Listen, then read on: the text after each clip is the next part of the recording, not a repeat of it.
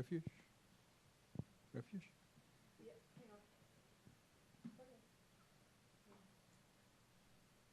But before we say the prayers, just remember what we're saying. Try and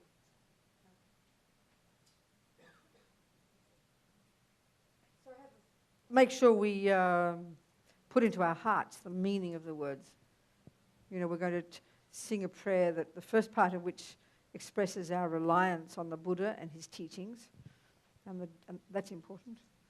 And then the second part is expressing this amazing altruistic reason or motivation or goal for our being here together, listening to Buddha's teachings, this bodhicitta, this outrageous state of mind that wants only to help others and never stopping working on ourselves to become a Buddha, because then we'll be fully qualified to help others. That's our long-term perspective, expressing these thoughts. And then making an offering of all the contents of the universe to the Buddha, as if he were here himself, giving us the teaching, as a request for the teaching. Okay. Voy por refugio hasta alcanzar la iluminación, al Buda, al Dharma y a la Asamblea Suprema, por los méritos que acumule practicando la generosidad y demás perfecciones, que pueda obtener el estado de Buda para beneficiar a todos los seres. Voy por refugio hasta alcanzar la iluminación, al Buda, al Dharma y a la Asamblea Suprema, por los méritos que acumule practicando la generosidad y demás perfecciones, que pueda obtener el estado de Buda para beneficiar a todos los seres. Voy por refugio hasta alcanzar la iluminación, al Buda, al Dharma y a la Asamblea Suprema, por los méritos que acumule practicando la generosidad y demás perfecciones, que pueda obtener el estado de Buda para beneficiar a todos los seres.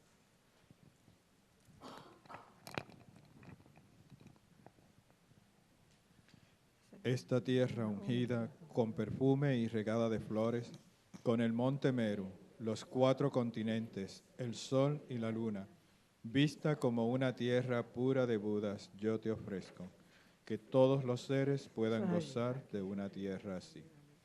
Oh sagrado y venerable Lama, desde las nubes de compasión que se forman en los cielos de tu sabiduría dharmakāyika, por favor derrama una lluvia de Dharma vasto y profundo, de acuerdo precisamente con las necesidades de los que serán adiestrados. Idam Guru Rana Mandala Kaniryatayami.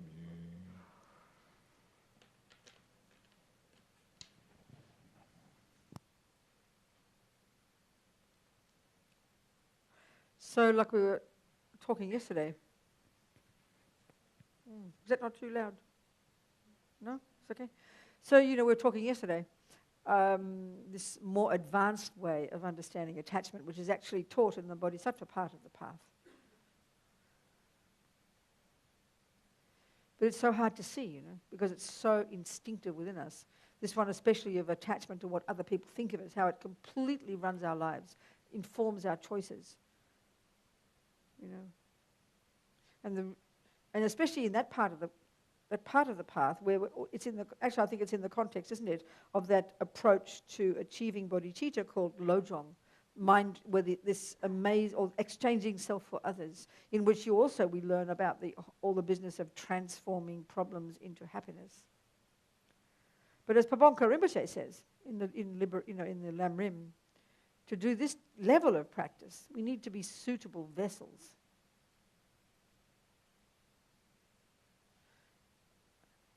Which means we need to have practiced the earlier stages. And that's why it's so important when we hear the teachings that just like if you're learning anything, if you were studying music, the moment you heard a piece of music, you would know exactly what level it is. Mathematics, anything we learn, we know what level it is, and we know what our level is in relation to it. We don't tend to think of spiritual teachings like that, but this is exactly the point here, and it's unbelievably important. The fact is, in one day, because we're applying all the different tools from the different stages of practice, but we need to know what we're doing, not just, giving it all equal status as Buddha's teachings. There's very different, there are many levels of it. So every time you control your speech and don't say those bad words, you're practicing junior school.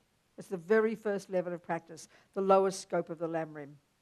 Or as Lama Zopa calls it, the practice of the being of lowest capability. I prefer to call it junior school. It works immediately for our mind. We get that one. There's not this medieval phrase, it's hard to understand. Then every time you can look at your mind and you check up the anger, the hurt, the jealousy, you notice what it is, and you calm it down, you argue with it, you be your own therapist, as Lama Yeshe says, you're practicing the middle scope. That's middle scope teachings, high school. Every time you're generous to another sentient being, that's university. That's the Mahayana part of the path to enlightenment. So we need to know this, though. We need to know where all the teachings fit, because certainly this whole level the eight worldly dharmas is taught in is the most advanced level of the teachings, the most dramatic level, the most radical way of working on the mind. And we will no way in the world see these levels of attachment, which are so instinctive, which at the moment completely are the basis of our ordinary samsaric life, until we know the grosser level of attachment, which is right at the beginning stages of the path. And therefore also until we really understand the way karma works, until even you could say that we have some understanding of emptiness, how things appear to us in a certain way. Having awareness of all this from studying and practicing the earlier stages of path, this informs our ability to really give up the eight worldly dharmas, as the lamas call it. Otherwise, too difficult,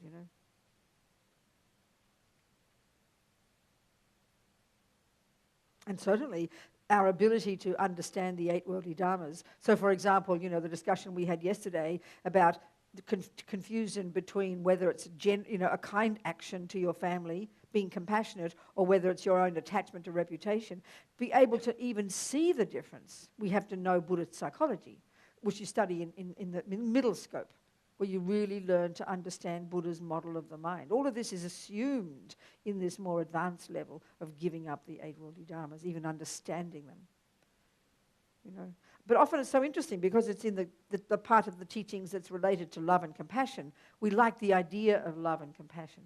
It seems easier to us, But actually the way that they're taught in the Lamrim, they're outrageously difficult, I remember when I first heard the teachings from the lamas about bodhicitta, I thought they were crazy. I thought they were mad talking. It was like talking like you had to be a saint. And that really is a good word. We hear about saints, and we immediately put them up there and think, well, they're just born that way. They're special. And you don't go to a course to become like Saint Therese of Lisieux. There's no course out there, oh, I'd like to become like Saint Therese, please, and, suffer for God and become a nun when I'm 14. You think she's born a saint. She just is a saint. But this is exactly what the Bodhisattva path is. They're saints, We're learning to go way beyond the normal worldly understanding of what we as humans are capable of. And this is the point that's so outrageous about Buddha's teachings, his Mahayana teachings especially. So we should take them deadly seriously. They're really difficult.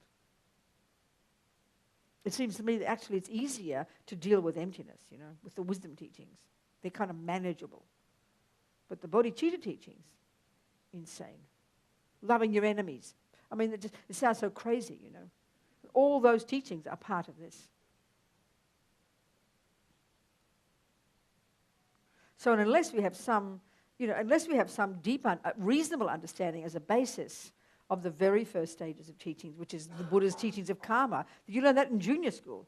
The basic practice at the first level of teachings, the junior school level, the lowest scope, it's abiding by the laws of karma. And this already is difficult enough, There's not even much discussion there about the mind. That comes later in the middle scope, where we learn to deeply understand the mind and really learn to unpack and distinguish between all this big soup of emotions in our head, Like the first level of practice seems almost like doesn't even seem like spiritual practice. I think maybe I mentioned yesterday, where Buddha has his little checklist of 10 don'ts. Well, the first 7 are about the body and the speech. And basically, Buddha's telling us to behave nicely. That's all it is. Our mummy would say to us, behave nicely. We don't think that's spiritual practice. We just think that's kind of common sense, And And Buddha doesn't own this. He doesn't create this up. He didn't make this up. Like I said yesterday, I think good communists would behave nicely. Good Christians, good Muslims, good materialists all agree in behaving nicely, treating other people nicely, not killing, not lying, not stealing. Well, this is Buddha's first level of practice. So why would he tell us something so simple? Well, I think we began to look at this yesterday, really getting very, very clear. And this is so important as a basis for understanding the later parts of the teachings, because they do go progressively and they get more advanced. So this is where it's really crucial to understand what, again, remind us of where Buddha's teachings come from. We know Buddha's not a creator. We think this, we know this, but we really got to look into that really clearly and look at the implications of this. Because we're so familiar with thinking of a spiritual path as a belief system. Oh, I believe in Buddha, I believe in karma, I believe in Jesus Christ. Well, it's not like that in Buddhism. The reason we say believe in something, because it's coming from a creator religion. And a creator necessarily, a superior being, God, is not to be, it would be considered extremely arrogant to go into Jesus Christ's teachings and to prove him wrong. That would be outrageous. The whole point in the Christian teachings, the Muslim teachings, is because God is above everything else. God did create the laws of morality. God created everything. Therefore, you get out of the way and let God do his job, as one of my Christian friends said, And then, of course, you have belief. This is the perfect way to be a Christian. You totally believe. It's not a question of proving it, which is the Buddhist view. So why would Buddha want us to prove the teachings? What's the difference here? Well, the difference is huge, actually. It's not a joke, but really you could say Buddha, in his approach to his views, he is exactly like a scientist. He's completely different from the usual view of what we call religion. So on the face of it, Buddhism looks like any religion. I'm a nun. We say prayers, But there's some fundamental differences. And when we're really clear about this then informs our understanding of what morality means. This is because we discussed this, I think, a bit yesterday. There's something very instinctive in us, the wrong view about understanding what morality is. So because Buddha was a regular guy, just like everybody else, like you and me, he was deluded. He was a samsaric person before he became a Buddha. And where did, therefore, all his ideas come from? I remember it's very interesting. We all ask the same questions. I see this all over the world. I think that we all ask the same questions. But I have to say, there's one question I've only ever heard once. And it was very curious. It was from a scientist in New Zealand. And he said, who revealed the teachings to Buddha? Because that's the natural assumption about a religion, isn't it? Joseph Smith under the tree, he got the teachings that are now called Mormonism. Moses gave somebody, whoever it was, I don't know, who gave Moses? I forget. Thank you very much. All of this. You get my point.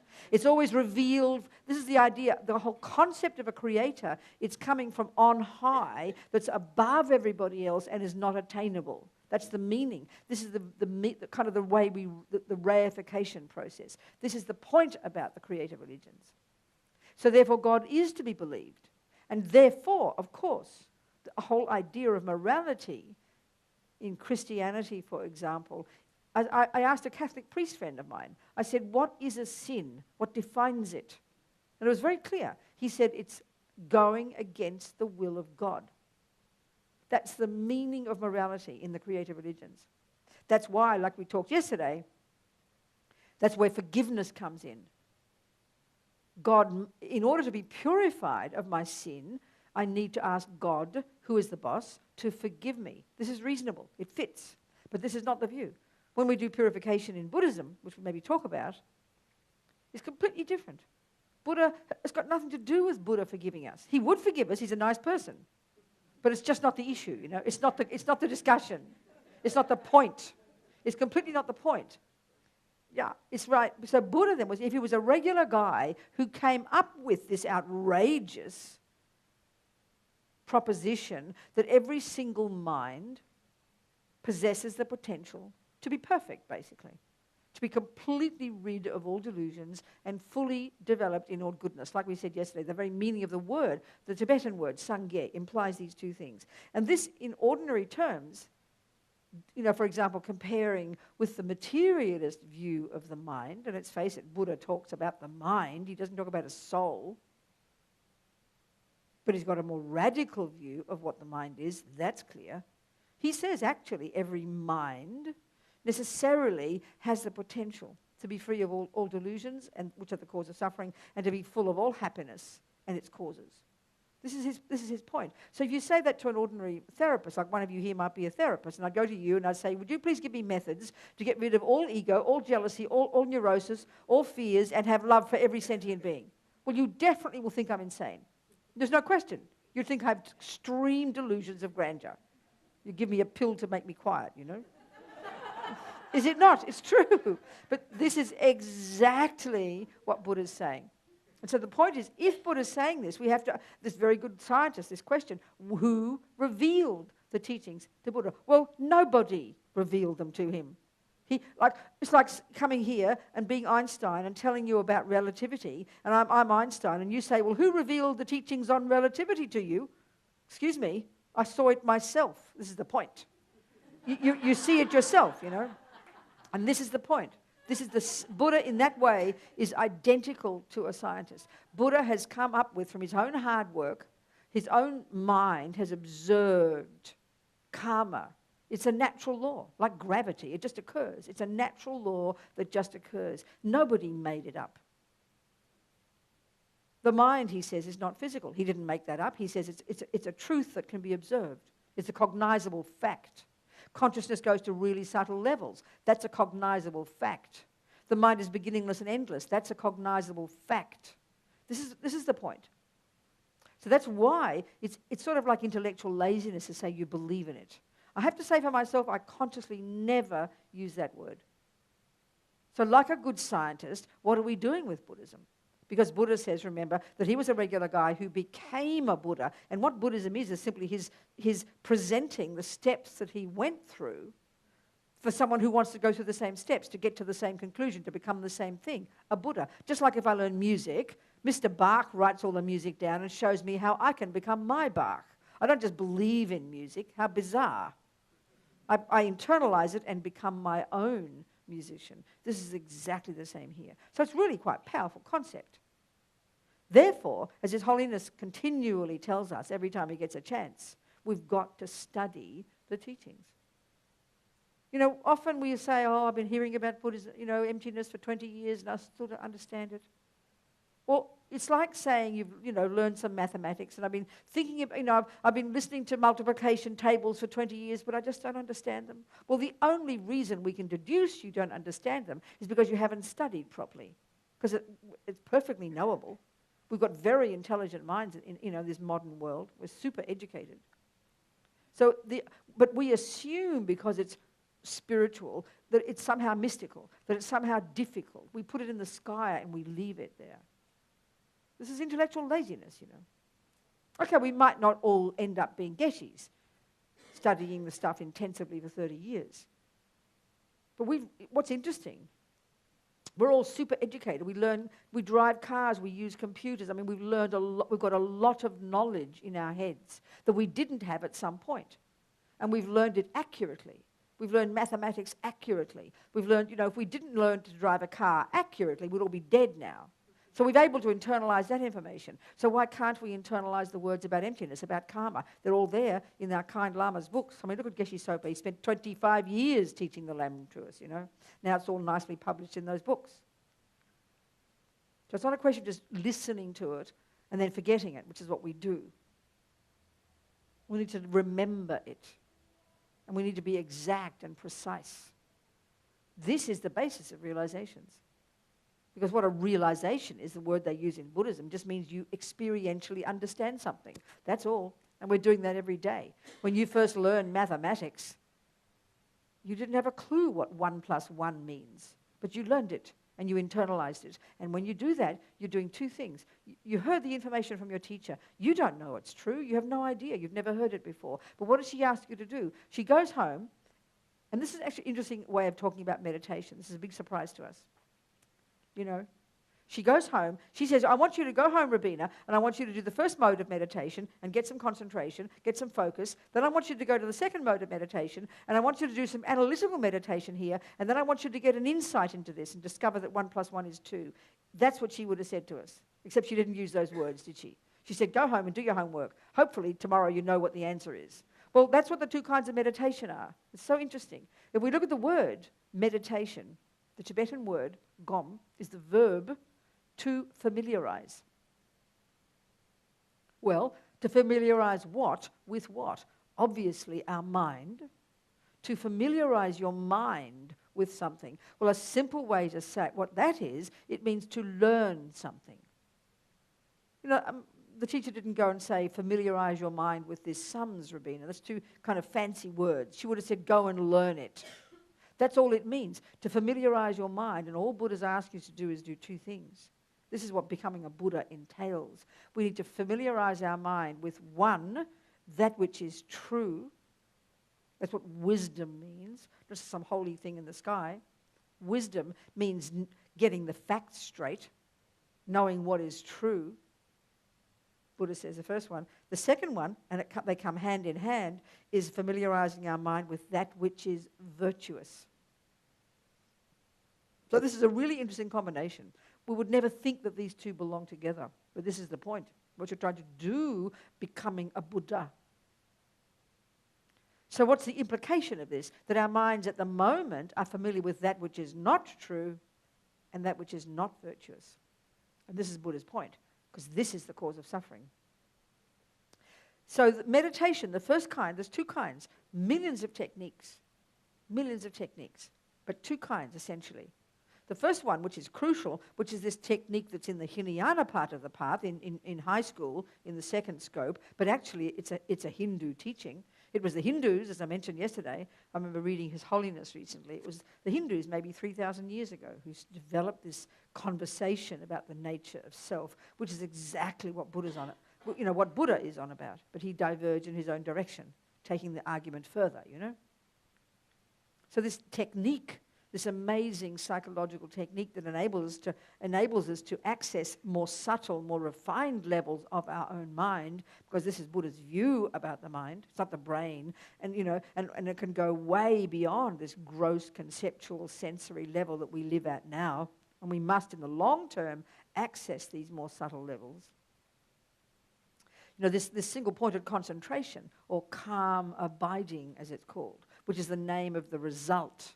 Having accomplished this single-pointedness. We need in the long term to have this in order to do the second mode of meditation, which is the real work. This is where the real work happens. So the actual name for this, as we know, looking in the Lam Rim, is special insight. Well, I know the word insight in English is a really good word. I forget what it is in Spanish, but I know in different languages, the word that's used is often kind of sounds very holy. But the word insight is a really good word. You know, you get it internally. You get an insight into something. It's more than mere intellectual knowledge. And that's all knowledge when it's experiential knowledge, and that's all it means. It's a really excellent word. And special insight here is referring to, of course, insight into emptiness. But the principle of this insight is into all the teachings. We have to cultivate insight into all the teachings. So the methodology in the context of these 2 types of meditation is very simple. It's like we've learned anything. You first have to listen to the words. You've got to listen to the theories of cooking, the theories of mathematics, the theories of the music even. You listen to the theories first, which initially is completely conceptual, and we don't know it. So then you go home and do your homework, which means you've got to have some focus. Okay, we don't have a thing called single-pointed concentration, but you know you can't internalize anything. You can't do your homework properly. You can't do your practice on the piano properly. If you can't have some focus, your mind's useless. You can't make a cake if you don't have any concentration. So you've got to have concentration, except that, of course, the technique here is much more radical concentration than we could ever imagine, but the principle is there. So you get your concentration first. The point is to then do the real work of understanding 1 + 1. So what do? You use your thoughts. What else would you use? You don't sit there going, 1 + 1 is 2, 1 + 1 is 2, hoping for a vision to come, which is how we think of meditation. It's completely ridiculous. You've got to squeeze your brain, as Lama Yeshe says, So you think it through. You have to, but then in order to think something through, you've got to have the facts correct. You've got to have the right facts. This is why, but we don't get this when we come to the spiritual teachings. We sort of do when we hear the Lamas teach, we hear the Geshes, we hear His Holiness, so precise, so accurate. Got to learn the definitions. But we sort of think, oh, that's philosophy. I'm not a philosopher. I want to just practice, please.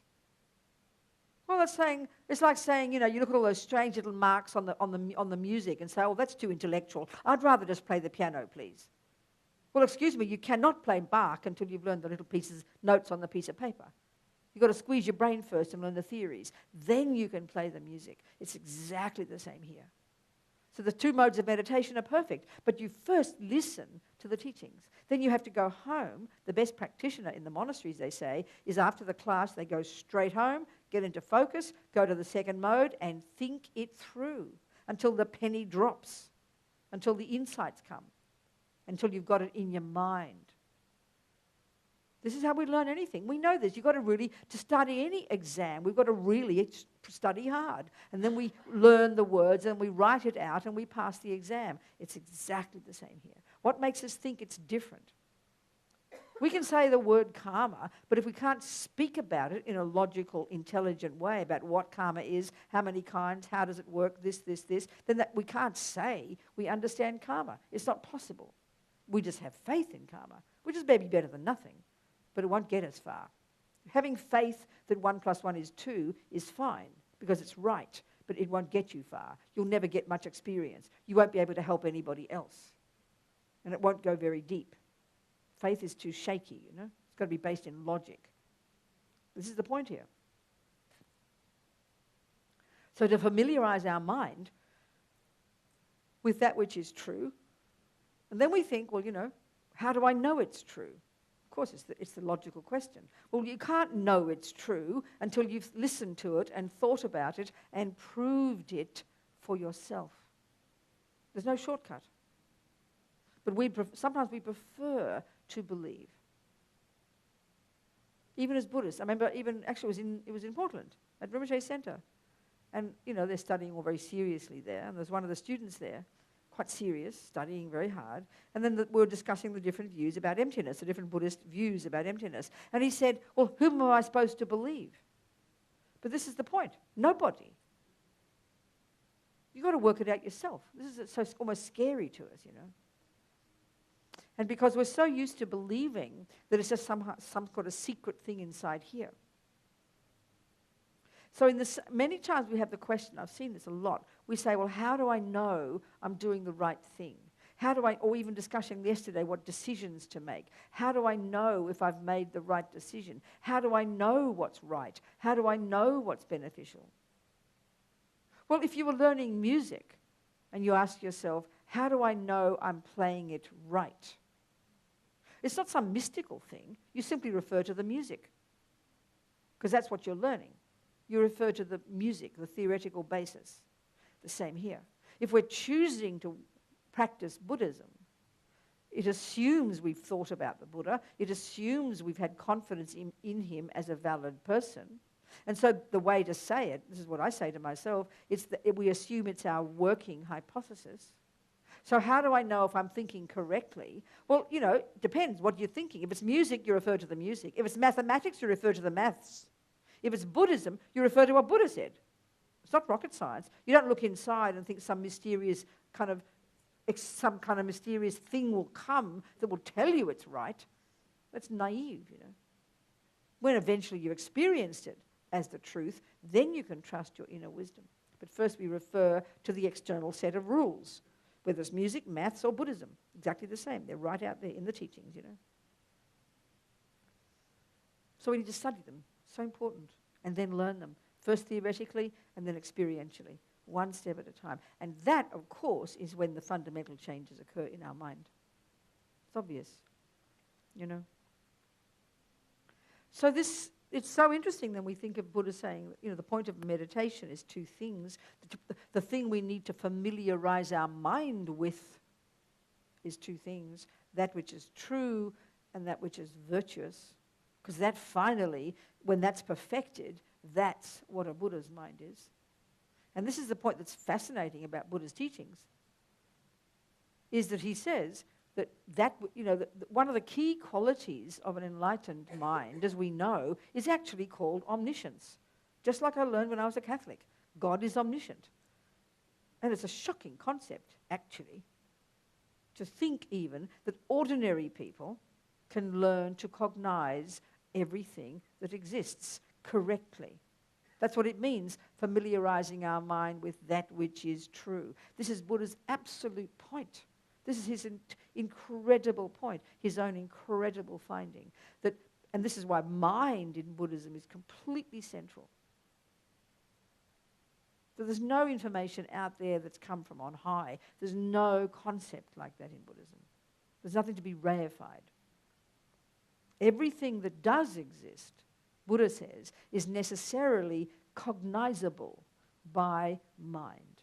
In fact, when you learn Buddhist philosophy, there are various synonyms for that which exists: phenomenon, object of knowledge, established base, existent. There are 4 of them. There are more, but I can't remember. Well, the definition of an existent, of something that exists, the definition is that which can be cognized by mind. Huh? Was that somebody helping me there? What did you say? Never mind. Doesn't matter. I don't want to confess to speaking. Oh, were we?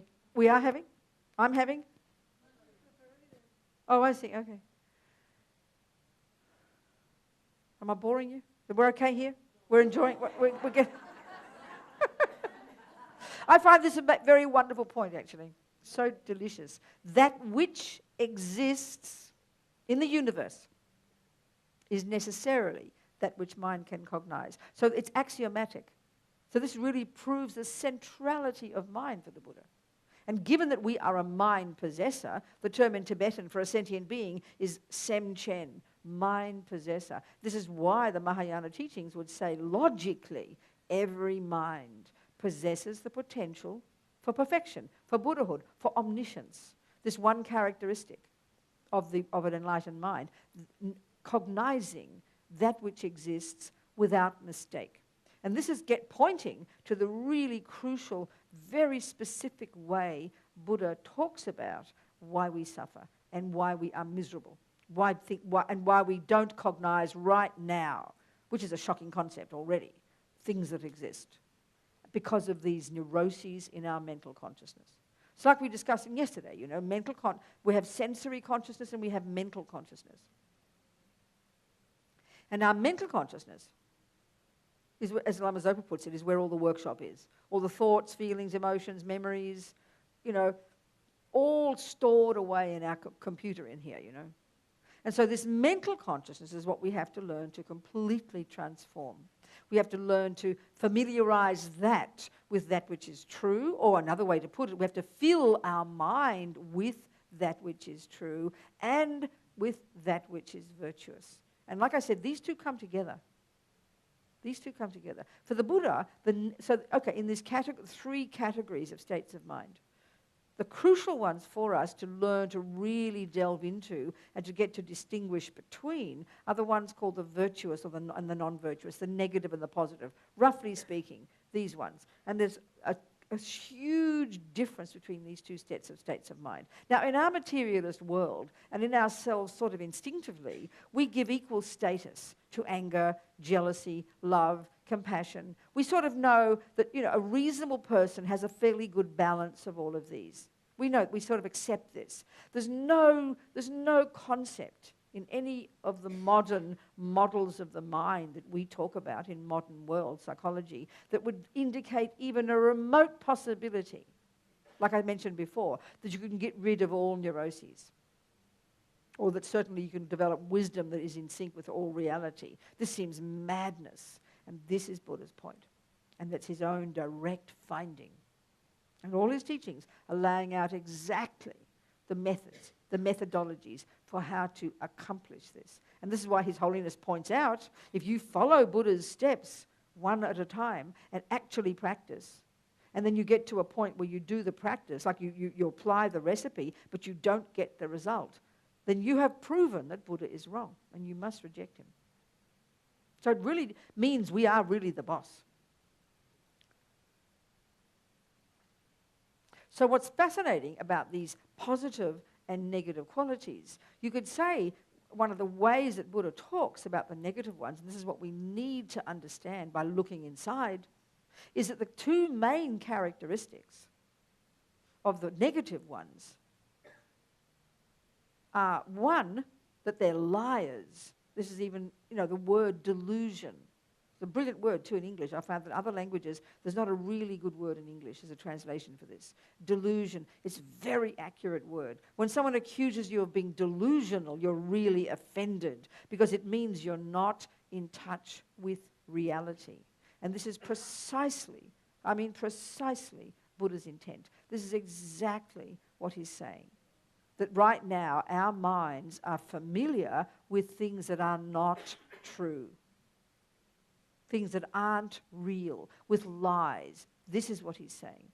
And when we begin to observe this characteristic of our own neuroses, which indicate, because then we look at the other characteristic, which is the emotional pain, the disturbingness. They call them disturbing emotions, afflictive mental afflictions.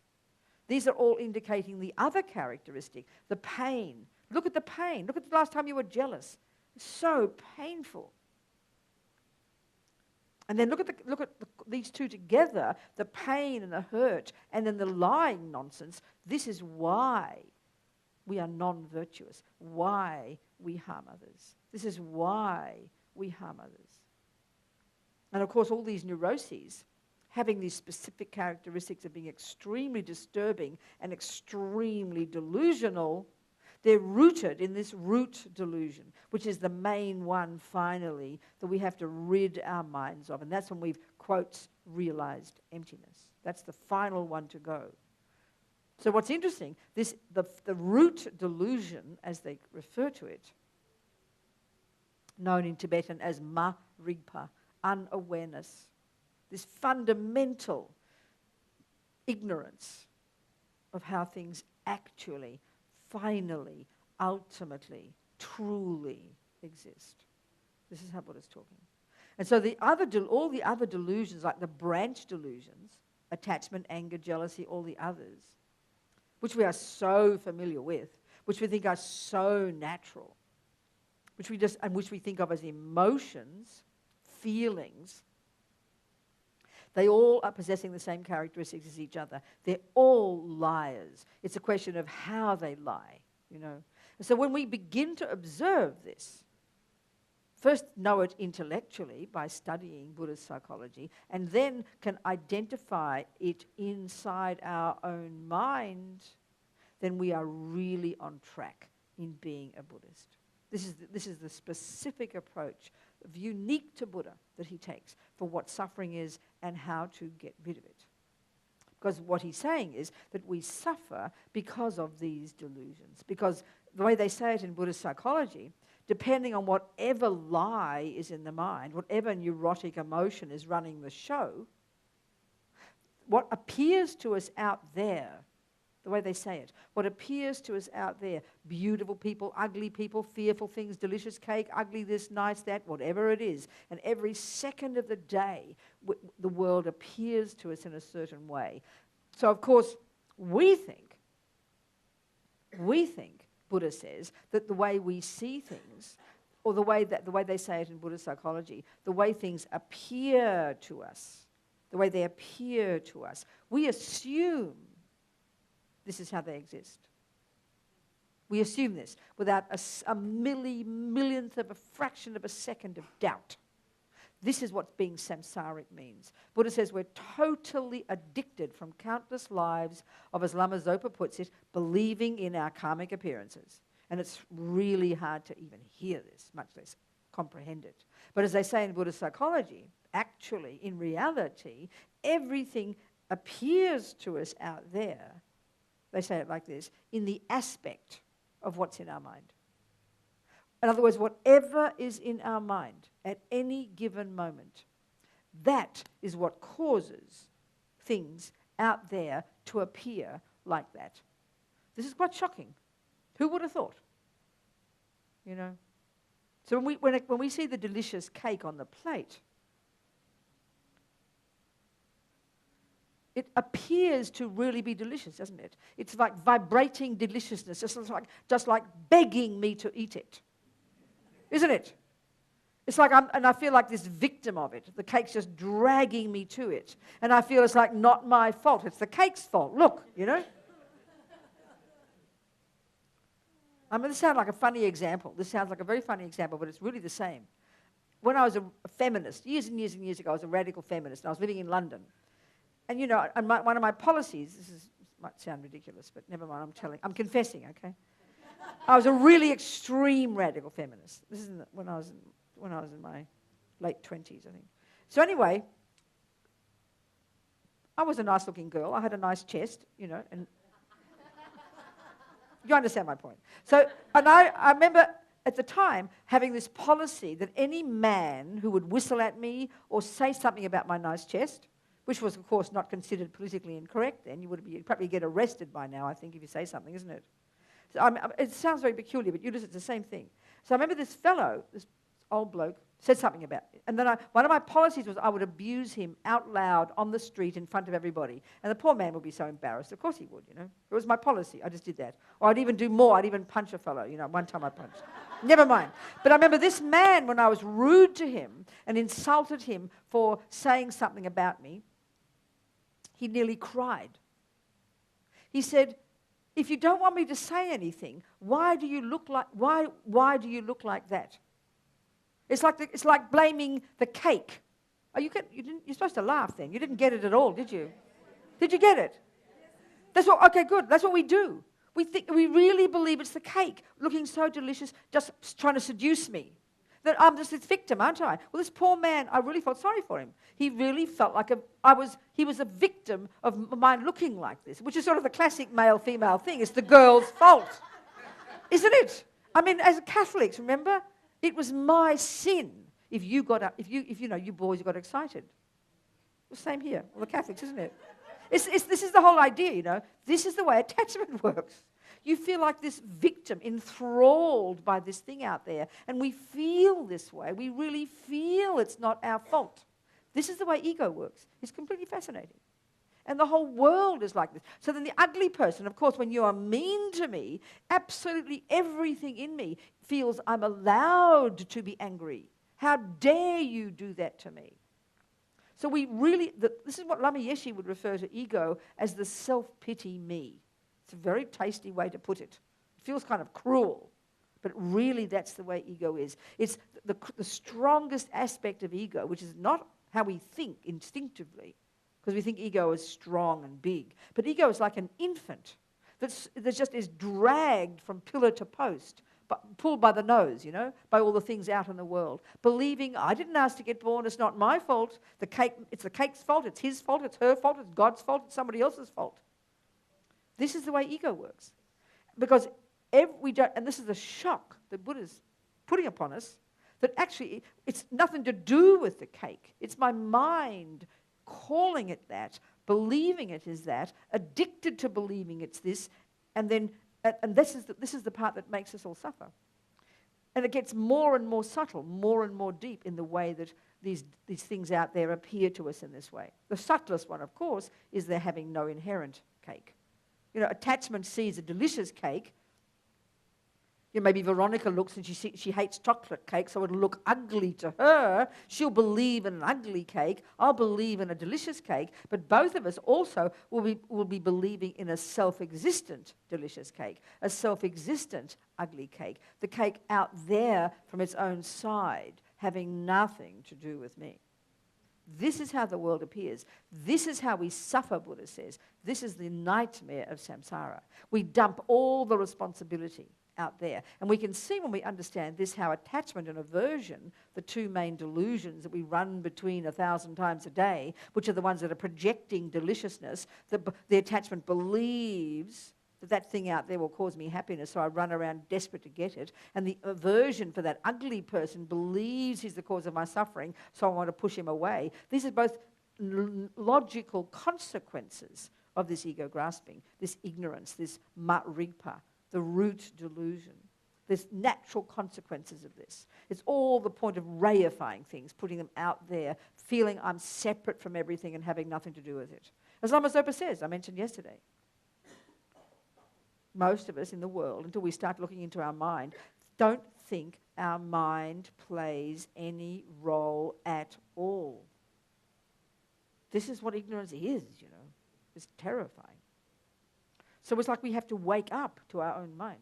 Wake up to the way, as Lama Zopa says, everything out there is our own karmic appearance. Meaning, according to the imprints we put into our mind in the past, the programming, we are born with a certain tendency, a certain mind, with karma with certain people who do certain actions to us. There's not a single thing we would meet. This is understanding karma, you know, which is junior school. There's not a single thing that would happen to us. There's not a single event that occurs. There's not a single person who does this or that to me that would happen if I hadn't created the cause for it to happen. This is why the first step in Buddhism is understanding karma. The first step, the beginning of practice, is merely abiding by the laws of karma, and then slowly we need to get some comprehension of it, you know, some intelligent understanding, which gets us right back to this view about understanding morality. That for the Buddha, morality is a natural law. No one made it up. Just do some market research in this room and we can discover immediately what morality is. It's what people like having done to them. People like to be generous, like to have people be kind to us. Generosity, all these good things. And immorality is necessarily that which harms another. Nothing to do with God. Buddha didn't make it up. It's not coming from on high. It's a natural law. It's pretty easy. So where Buddha comes in is more like an advisor, like a doctor, who has discovered, you know, like I said yesterday, that if you kill Robina, it is an action that is defined by one that harms another, but my doing it is what causes me suffering. This is the toughest one. And this is why if we have the superficial, dualistic view of morality, which is some law imposed from on high, whether the judge or the government or mummy or God, then we'll always have this childish view of being seen to be good, but then hiding our bad, getting away with something. Whereas with the view of karma, there is no such concept. There can't be. Because it's a natural law that negativity produces my suffering. Just like smoking cigarettes cause cancer. No one does it to you. You put cancer and lungs, you could put cigarettes and lungs together, it could produce cancer. This is the basic level of teachings in Buddhism. And to get these really clear, this is the really sound basis for proper practice. Understanding what morality is and understanding why we choose to not be immoral, why we choose to not kill, not lie, not steal. Not because Buddha said, not because I look like a nice, good girl, because that's the method, first step, to stop me from suffering. This is why we have to know about our own suffering first. That's why we have to have being fed up with suffering, which is what renunciation is. We have to know this, which means we have to look into our own minds. There's just no choice. Then we have a basis for proper compassion.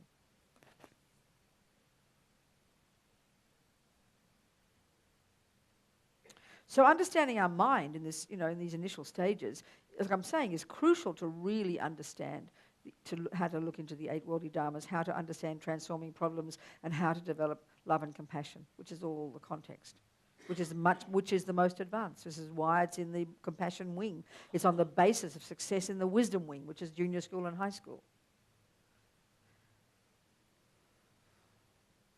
Which means we must understand karma, and we must, even the minimum basics, and we must understand the mind. Not physical, continuity of mental moments, not a product of your brain, and mental consciousness has got the negative, the positive, and the neutral states. So at the moment, our mind is really, we know we feel things, there's no doubt. But we don't notice what we feel until it hits the body, which is when we call it an emotion. But it's way, way too late. You know, this is why we need to learn how to focus the mind, and so we can start to listen to what's happening in our own head, you know. This is absolutely crucial. Fundamental. This is being a Buddhist, actually. The first stage is a don't kill, don't lie, don't steal. That's shared by any reasonable person. But it's the basis for the Buddha. Then you really become a Buddhist, you could say, in the middle scope. You really become a Buddhist there, unique to the Buddha. His own incredible approach to the way the mind works. And this is where we get to the root of the problem, the causes of suffering. You know, in the second noble truth, in the Four Noble Truths, the second one is where Buddha points out the two main causes of suffering. Two main causes. And what's shocking to us, and indeed the two main causes of happiness, the same logic. What's shocking to us is they're both inside me. You know, not someone else. We're so convinced if someone's kind to me that they're the cause of my happiness, and someone's mean to me that they're the cause of my suffering. That's the default mode of all sentient beings. In samsara, that's us. Look at everybody. Look at the world. We can deduce that's the philosophy of the world. But this is not the Buddha's view at all. He doesn't argue that, you know, that Fred didn't punch you in the nose. He doesn't argue with that. He just says that's only a secondary cause, Robina. That's merely a catalyst for your suffering, it's such a shocking point. But this is the essential point about karma. That whatever I experience out there, the main cause of it is coming from me, from the past. I programmed my mind with virtue that then ripens as you're being kind to me. I program my mind with non-virtue that when it ripens, you're unkind to me. And your unkindness is merely the catalyst for the ripening of my negative seed. Your kindness is merely the catalyst for the ripening of my virtuous seed. This is a simple law of karma. It really isn't complicated intellectually, but it's so opposite to what we think, we can't even articulate it. It's so confusing to us.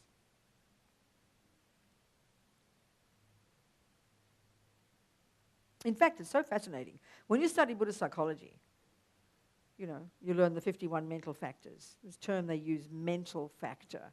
It's a term that really we would say is a state of mind. That's the term we would say in English, a state of mind. Mental factor is that what they call it. So this text of 51, which is actually a Hinayana teaching that's taught mainly in the context of learning to meditate.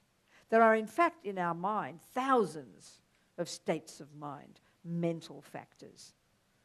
So many variations of attachment, so many variations of every single one of them. But these 51 are kind of important to get. So there's one grouping there called the five always present mental factors. And it's really fascinating. One of them is called feeling. So this word we use synonymously with emotion, but it's not the meaning here. The Buddhist meaning of feeling, every second of the day that we're existing, we're having either a pleasant feeling, an unpleasant feeling, or a neutral feeling. Every millisecond, we're having one of these. And so then these three, simply speaking, okay, if you were to track your day, how'd you go today, Robina? Well, 9 o'clock I drove down the road, and at 10 o'clock the car broke down, 11 o'clock someone smiled at me, and 12 o'clock I had lunch. We would always track our day in external terms, wouldn't we? What happened out there? Well, being Buddhist, we should track it internally. So we did a little graph, Well, 9 o'clock I was fairly unhappy, and then at 10 o'clock I was really miserable, 11 o'clock I was very happy, and then it sort of went up and down, happy like a graph, And if you knew your mind well enough, we would be able to track it this way. Well, the point is, in the Buddhist view, what happens is this. There's a chocolate cake out there, okay? My eye consciousness sees brown triangle. In a millisecond, it tracks my mental consciousness, where all the information is stored. I then come up with the label. I then remember I've eaten it in the past. I remember that I've liked it in the past. I can even recognize it as a good chocolate cake. Maybe it won the medal in the chocolate cake show. All this is happening in a millisecond, and then I project all of that information onto the chocolate cake. And then I put the chocolate cake in my mouth, right? And it triggers a good feeling. Would we agree if you like chocolate cake? That's a normal thing would happen. It would trigger a good feeling. So this is the point. This is the shocking point. The shocking point.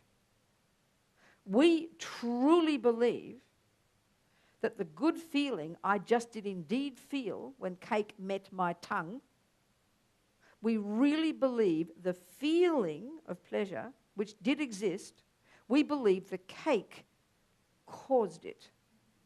It didn't. This is a technical point. It merely was a trigger. Please hear me. All it did was trigger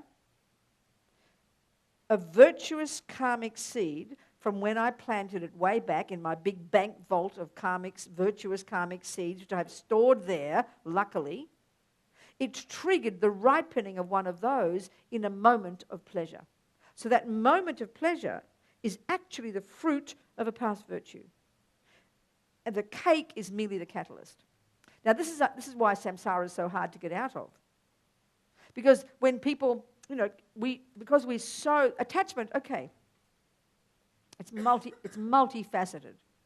We come into this life, Buddha says, completely programmed with so much practice of attachment from past lives. And the way it manifests at the most energetic level is this level of dissatisfaction, this incredible feeling that we all have, some worse than others, that really is that we are never satisfied. This terrible feeling of distress, that I'm not content, I'm not satisfied. And then, of course, what that causes is there must be something missing in here, so we start looking for something out there. This is samsara. And so then hungrily looking for something that will look delicious, that then I believe, and this is the attachment taking over, then it causes the cake to look delicious. Then it causes me to believe that when I get the cake, it'll calm the dissatisfaction. It will give me pleasure. It will make me satisfied. And then as I'm eating it, even as I'm eating it, I'm already anticipating the next piece because I'm not satisfied yet. And I keep expecting happiness to come, keep expecting it until eventually I have to stop because I'd vomit if I didn't. Right? Is this not true? This is samsara, Buddha says. The peakest, most blissful pleasure or the most mild pleasure. It's the same logic, exactly the same. We truly, the attachment in us totally believes 1,000,000% that cake is the cause of my happiness. And then when I don't get it, what do I feel? Worse dissatisfaction. But it's like literally Buddha's saying we're completely misinterpreting the entire procedure. It's a complete misinterpretation. And that's what he means by delusions. These are liars in our mind that we are totally addicted to believing. And these are happening 1 trillion times a second, every millisecond. This is what's running our minds, this complete buying into the energy and the misconceptions of attachment.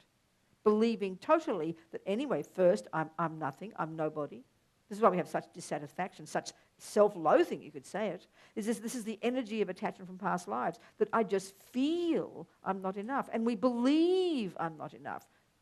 Then we've got to keep stuffing in the cakes and getting this and getting the praise and getting the reputation and getting that and having this and doing that, endlessly trying to fill up the gaping hole, And the tragedy is, Buddha says, that not only will the cake not bring satisfaction, but the having of it increases your craving of it. As my mother used to say, the more you get, the more you want.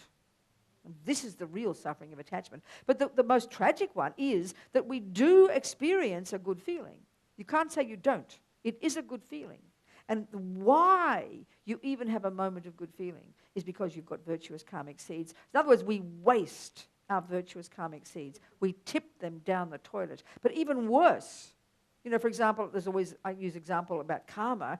A friend of mine, little boy, when he was like 5, I forget how old he was, the moment he saw fishing, he ran like a magnet. And he spent the rest of his life as a professional fisherman. He was in love with fishing, basically. And this is due to past karma. He's got a karmic imprint from past killing. He gets born in this life. He sees fishing. It's like it wakes up his memory. It's like meeting Romeo and Juliet. You fall in love, Well, he fell in love with fishing. This is what happens. A past tendency to kill. He hadn't purified it by vowing never to kill again. he sees the fishing, and then instantaneously attachment rises, and one of attachment's jobs is to make the object look more delicious. So fishing to him looked dazzlingly beautiful. So he couldn't, so then also like with attachment, we all know this, look at your mind, you think about the object all day. So most of us, it mightn't be the in love level of attachment where you're thinking obsessively day and night about this divine person, but we're driven by this attachment, by this kind of overexcited energy, always looking for something and anticipating something and wanting something. What depression is when you have nothing to find to be attached to. Nothing to look forward to, as we say. That's attachment that runs us. So when attachment's very strong, so then he spent his life, until he was 29, when he died scuba diving, living as a fisherman, identifying himself every second, thinking about it all the time. He even called himself Salmon. Sal for short. In other words, completely, this is what attachment does. You're completely in love with it. And this is the part. Bad enough with chocolate cake, okay? But it's not a sentient being. You're just harming yourself. You're just harming yourself by stuffing in the chocolate cake. But the fishing, you're harming other sentient beings. And this is the worst part too. This is one of the worst characteristics of attachment. His mother told me she couldn't stand fishing, but she was always very respectful. She didn't want to criticize him. And he would always ask her, come fishing with him. So one day she went. And this is really the point. Because she didn't have an imprint, a tendency to kill, therefore she didn't have attachment to it, she was relatively clear, could see truth pretty clearly, because delusions blind you from seeing truth. All he could see, she saw suffering the moment she looked at those fish. She could tell by their body language they were not happy. It was obvious, She knew they'd rather be in the water, please. He couldn't see it. He was a kind, intelligent man. He literally couldn't see it. This is how delusions lie to us. You'd think it'd be evident that flapping fish, and the poor things, they can't shout, they haven't got a voice, they don't have arms and legs to jump out, a pig will squeal if you kill it. It's evident it's suffering. But even this he couldn't see because because attachment creates its own story. I was in Canada recently, and it's right up in the north that they kill the baby seals. They bash them to death. So you'd think anybody with half a brain would see that a baby seal being bashed to death on its brains somehow looks like it's suffering. You'd think. But these fellows, because it's the karma they have to be born into that country, the karma to kill in this particular way, that they were in this interview with one of them, he was offended that people would insult them, would criticize them. This is what we've been taught. This is what we do. They couldn't see suffering. Well, look at us. We mightn't go around bashing baby seals to death. But attachment causes this. You project your story onto this person, this thing, that whatever it is. Bad enough in our relationships, we're not even being mean to each other, but attachment really can harm us. But if you're also harming others because of attachment, like people who torture, people who rape, people who kill, because of attachment. This is the worst thing. Attachment is unbelievable. I'm sure I started off with another reason to talk about this, but never mind, we got to this point. I can't remember. Yeah, distinguishing. I think the main point is we've got to see how profound, how primordially deep it is, and how multifaceted all the delusions are, but attachment's the one. The root of it is this ego grasping. This is even more subtle. But effectively, in day-to-day life, Buddha says, that attachment effectively is the main cause. He even calls this an attachment realm, a desire realm, a product. We are born in the first place with these bodies of the five senses in a world made up of the five sense objects. That just to exist, we must ingest, through the five senses. We are already existing in suffering just by existing. So it's really hard to see. Really hard to see. So the three kinds of suffering, in the first noble truth, Buddha talks about suffering. The first kind of suffering is called the suffering of suffering. And basically that's when the bad things happen, simply speaking, if we think of this world, our life. It's when, in other words, putting it this way, the suffering of suffering is when attachment doesn't get what it wants.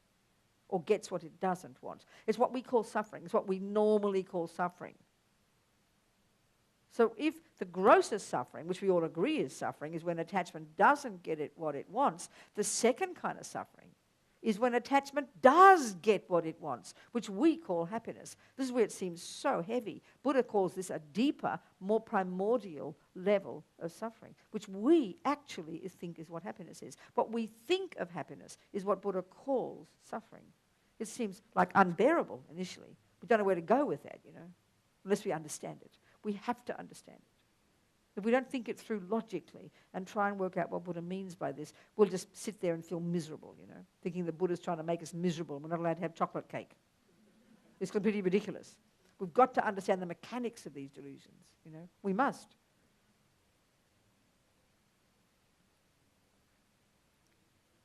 The third kind of suffering is called all-pervasive suffering. So the way I like to think of it is this. The grossest level of suffering is, assuming you're a junkie, okay? A good way, because attachment is being a junkie, basically. It's just a question of degree for the Buddha.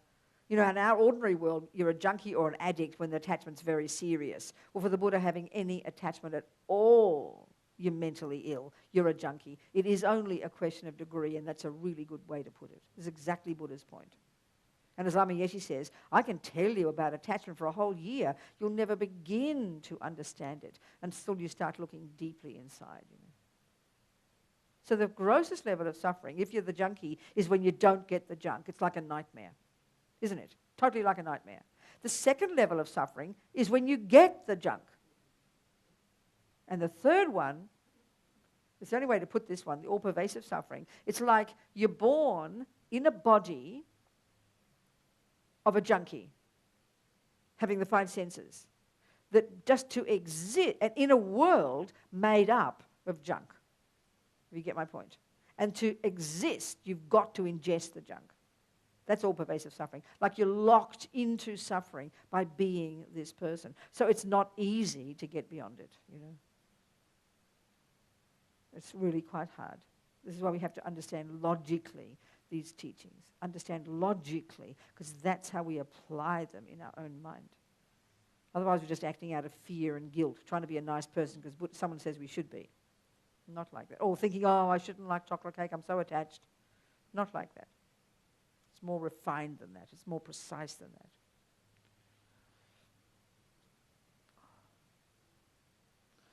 So anyway, I don't know. Have you ask any questions? You want to ask me some questions?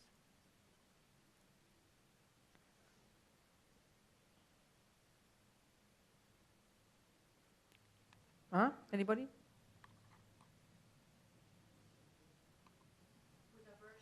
Aversion be a type of attachment? So tell me what you think aversion is. Give me an example of when it would arise. Like, thinking of the chocolate cake. Yeah. Like if Veronica doesn't like it, yes. that she hates. That's right. Chocolate cake. So that's aversion. That's the way I see it, but I'm not sure if it's aversion, right, exactly. Aversion. So when you have attachment for something, how would you respond to it? How would it look? Good. And you'd go towards it. Right. And you'd think it's caused you happiness. If you have aversion for it, how would it look? You disgusting. Ugly, and you want to walk away. Yes. Well, that's the opposite of attachment. Okay. Aversion, you see, it's because you're attached to chocolate cake, when you see carrot cake, you get very upset. Mm-hmm. So the cake will look ugly, won't it? So because of it, this is the point, because of it, aversion is actually the response when attachment doesn't get what it wants. So attachment's running the show, this constant assumption that I must get what I want every second. That's how attachment is at a really subtle level. So the millisecond you meet the object that attachment doesn't like, unhappiness arises. And when it's really strong, it's called anger. Do you see? So it's still a cause for suffering, aversion. A very strong cause for suffering. God, look at the world. Mm-hmm. Why do you think most people kill themselves and have wars? It's because attachment didn't get what it wanted and it grows into a huge anger. Mm-hmm. Anger is the result of attachment. You wouldn't have anger if you did not have attachment. Okay. We would no way in the universe have aversion, upset, irritation, annoyance, not to mention raging anger if we didn't have attachment. Attachment is the fundamental, and then aversion is the response when it doesn't get what it wants. They're so linked. Do you see? Yes. Yeah. Thank you. Okay.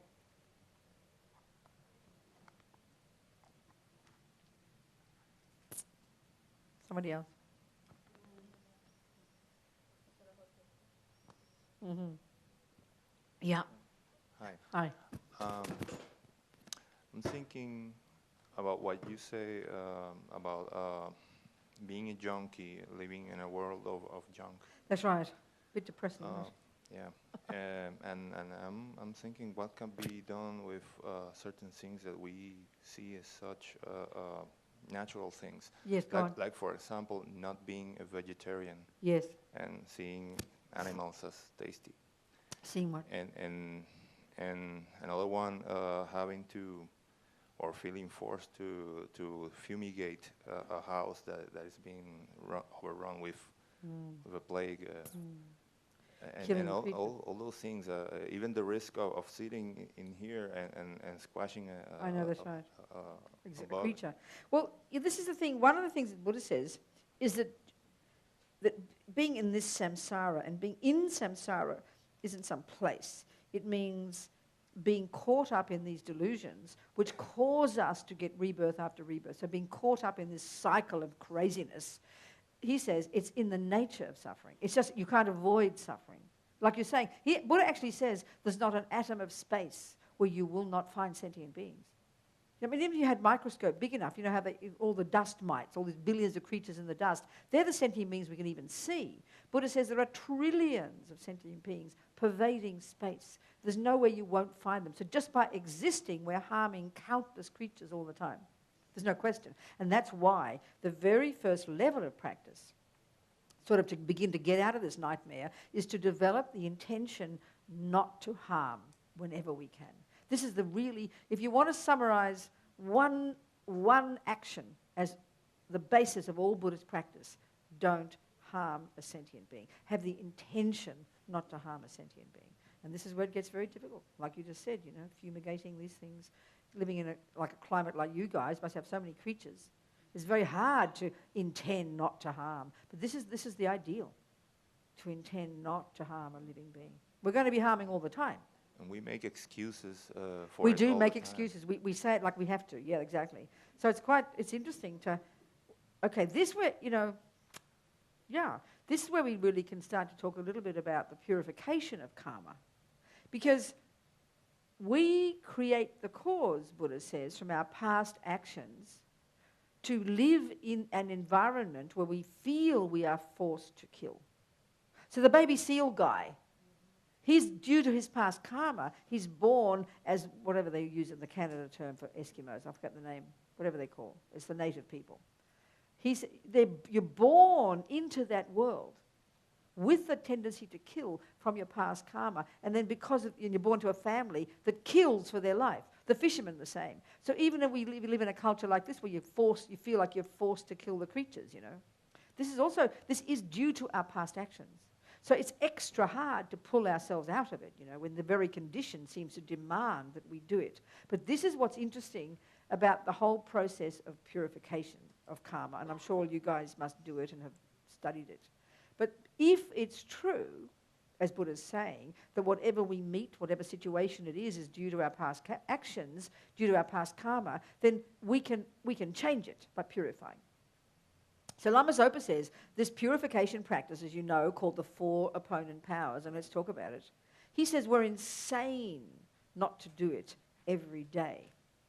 Because it's sort of, okay, so if we understand, okay, so the 4 opponent powers, the first one, there's 4 ways, okay, there's one way of putting it, 4 ways that our past karma ripens in the present. And what karma is the real best word for it is the word intention. Every millisecond of the mind having an intention, that's what a karma is. It's a mental action. It's just a word referring to what the mind does from moment to moment. That's the real process of karma. It's what the mind does. And then, of course, what my mind does many times is then its wishes are carried out by my body and my speech. You know, so I even the thought, I will walk out the door. Well, believe me, my legs will not stay here. If my thought says I will walk out the door, you'll see me stand up and walk out the door. My legs do the job of my mind. If I don't like you and I say I'm going to punch you, sure enough, I'm going to punch you. You see my fist go out, you know. I'm not sitting here thinking, oh, I love you so much. Definitely not. So that's really what karma is, but first and foremost is the mind. And every millisecond we're sowing seeds, having intentions. And why do we have those intentions? Because we've had those intentions before, because we've practiced those intentions. So here we are with the negative karmic seeds and from negative actions before. Okay, and this is where it gets the fundamentals of morality. What is a negative action? Remember, one that harms another. Using my body and speech to kill that mouse. But why it's negative for me when I do it isn't just the mere thought, I will kill the mouse. If we unpack intention, you're going to find underneath intention, there's a crucial part there called motivation, called reason. So what makes my action of killing negative isn't the mere killing of the mouse. It's because I want to harm the mouse. It's called aversion. It's called anger. You'll see, it's obvious. Ugh, disgusting. It's just called anger. It's all aversion. So the reason I want to kill the mouse, as we'd put it, or motivation, as the lamas say, is what informs my intention. That's what makes it negative for me. That's what sows the negative imprint in my mind. It's the wish to harm the mouse. So you might have a mouse in your kitchen, and you see it suffering, and you have this huge compassion, and then you think, like many people, I'll kill it, and that will stop its suffering. So the killing, in your case, is still an intention. The mouse is there. You do the action. The mouse dies. That's a complete action. Mine's the same. Intention, object, action, result. But look at the difference in the mind. You have in your mind full of compassion. You want to help the mouse. You want to help the mouse. That's called compassion. You could argue you create not bad karma, you even create good karma. But you don't help the mouse. Don't think you do. That's another discussion. That's where there's no wisdom. The compassion is not enough, as His Holiness says. You need wisdom. And that's where we've got to think about, okay, did I help the mouse when I killed it? You meant to help it. You wanted to help it. Your compassion from your side is virtuous karma. You could say that. But if the mouse went from the frying pan into the fire, it took a worse rebirth than you didn't help it at all. But still, from your point of view, you had compassion. From you, it's fine. But you've got to have wisdom as well to really help sentient beings. So in my case, it's clearly negative, not because I killed the mouse, but because I wanted to kill the mouse. I wanted to harm it. That's what makes it negative for me. So when we understand this is the basics of how we create karma, what's going on in our mind. Every single being does actions all the time. We're doing actions every millisecond, all the creatures, all the ants, all the giraffes, the dogs, the humans, driven by karma. We are driven by our past mental habits. This is the tragedy of it, We're driven by our past mental habits. Totally programmed, many of them. So to change this is really huge. And the changing process has 4 steps as well. The first step, they're often taught in a different order, but this order is really helpful. The first one, in English I like to think of them as the 4 R's. It helps you remember. Regret is the first one. And this is, again, a really clear one to understand. When we say regret, we mostly think guilt. This is a complete mistake. And I always quote this, but His Holiness was asked one time, what's the difference between guilt and regret? So the guilt that we know is this. His Holiness said, well, guilt is you look in the past and you say, I did this and I did that and I did this, and then you say, and I'm a bad person, right? We're very familiar with this. Well, basically that's useless. That's no accountability. There's no responsibility. That's just self-blame. It's exactly the same as anger. You did this and you did that and you did this and you're a bad person. It's exactly the same as anger, blaming someone. And here we blame ourselves. But it's not productive. Nothing changes. You just get more miserable. And this is very instinctive for us. This is the way ego works right now. We automatically become hopeless. That's why we don't like to admit our mistakes. We would rather hide them. It's too painful. But regret, His Holiness said, and it's so simple, the difference. But we really have to cultivate it because it doesn't come naturally for us. So regret, you look in the past and you say, I did do this and I did do that and I did do this. But then you say, what can I do to change? What can I do? That's when it becomes productive. And that's the real process of purification. Lama Zopa says this is the most important step because it opens the door to the rest of the steps. You've got to own responsibility for the fact that I did kill, I did lie, I did badmouth, I did do this, I did cheat on my wife, or whatever the negative action is, without shame, without over-exaggerating it with what guilt, which is what guilt does, but owning it like an adult. It's like we have to grow up, you know. So this is when we go through the process of purification. You do the practice every day. As Lama Zopa says, we're insane not to. We just don't do our Vajrasattva mantras. Many of us have taken the initiation. It's the purification mantra. And we say, oh, I've done my Vajrasattva mantras. Well, you didn't do all the 4 steps. You need to do the 4 steps because purification needs all 4. It's a psychological process, you know. The first one, regret, is so important. It demands we acknowledge I killed, lied, steal, whatever. And then you think, and whatever I have done with my body and speech since beginningless time. Because every single negative action I've done in the past that hasn't yet ripened as my suffering is sitting there in my bank vault waiting to ripen as my suffering. And hey, I am sick of suffering. So this whole approach of regret is really spelling out you regret having done those actions because why, you say to yourself, because you know what, Robina, I don't want any more suffering. I am sick of suffering. Now that's a fact. But it's forcing us to own responsibility rather than just making it feel like guilt. I'm a bad person. That's not relevant. It's not even true. You're not a bad person. Your actions are rubbish. Like the Catholics say, you don't criticize the sinner, you criticize the sin. It's the same point. So the reason for regret, you've got to get this, is because I don't want suffering. I am sick of suffering. It's like compassion for yourself. We've got to cultivate this, but it means we have to spell it out. Just to say I regret it, we feel guilt, and that's not relevant. It's not the point. You've got to spell it out. Why do I regret, you've got to say? Because it's left a seed in my mind that will ripen as my suffering at some point, and I know I don't want more suffering. That's a truth we all know. But we've got to speak it out. It's a very powerful step. So then, of course, the next step is logical. Well, you say, well, like as if you've eaten poison, you know it'll cause you sickness, so naturally the next step is, oh my God, whom can I turn to? Where's the doctor? That's refuge, the second step. Reliance, reliance. 2 parts. The first part is refuge, and the attitude here, this is where it's so different from our traditional Catholic upbringing, for example, where you turn to God, because he's the creator, you beg him to forgive you. Well, like I said before, that's not relevant here. It's just not the issue. It doesn't arise. Forgiveness isn't the point here. You're using the Buddha just like your doctor. You've checked on the Buddha, you know he's valid, and 2, you want his methods, you want his medicine, because you are sick of suffering. So, you know, that's what reliance on the Buddha means. That's what refuge means. You've got to have a confidence in the Buddha that is valid, and you want his methods, because you are the one who will take the medicine. You will heal yourself. You just rely upon the Buddha. He doesn't do it. This is a really important point. We're the boss, not Buddha. So then the second part of this reliance, as they call it, is where we have compassion for others now. The first reason to regret, we just think, oh, well, it's because I did a bad thing. We don't spell it out. We have to spell it out. I regret because I do not want the suffering that will come from this. You be very sincere about it. Now we have compassion for those we harmed. Now we can regret for their sake. I must purify for their sake, and indeed for those who've harmed us, if we can have compassion for them too.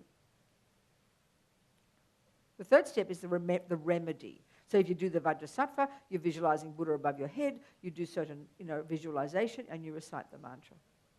But there's a whole kit bag, there's a whole medicine cabinet of medicines in Buddha, thousands of techniques that you can use as medicine. This is said to be, by all the lamas, the most potent, the most marvelous, this recitation of the mantra of Vajrasattva. And Vajrasattva is the main Buddha in Tantra. He's a white version of Vajradhara, who is the main Buddha in Tantra. You know, Shakyamuni Buddha is the main Buddha in the Sutra teachings. The main actual Buddha, is the word Buddha actually refers to enlightened mind, known as the Dharmakaya. The enlightened consciousness, the omniscient, all-knowing, all-seeing, all-pervasive consciousness of a Buddha that pervades the universe and knows everything and has infinite compassion. That's actual Buddha. But we need the relative Buddha, which is the form of the Buddha. So in all the regular teachings, that's Mr. Shakyamuni Buddha, the prince of 2,500 years ago, the monk, That's the relative Buddha. So in Tantra, the main Buddha is called Vajradhara. the main Buddha. I remember asking Lama Yeshe when I first met the Dharma, and I liked this word Vajradhara. I used to type the teachings, and I kept coming up with this name Vajradhara, and I kept liking him. And I said to Lama Yeshe, "Who's Vajradhara, Lama?" He said, "Oh, he's the biggest Buddha, dear." I was very impressed. Although I liked the biggest Buddha. I think that was my main thing. Anyway, Vajradhara, the blue with a Dorjian bell, he's the main Buddha in Tantra. And then Vajrasattva is a white version of him. And I think he's particularly powerful for purification because he represents emptiness, the union of emptiness and the Dorji and the bell crossed, union of the two wings, method and wisdom. So then underneath that Buddha is where all the other Buddhas come in. You have the 5 Buddha families, and they're all just representing different states of mind. Then under those 5 families, all the other Buddhas, because they're all just representations of different states of mind that we are trying to cultivate or trying to purify. Maybe we'll discuss this all later.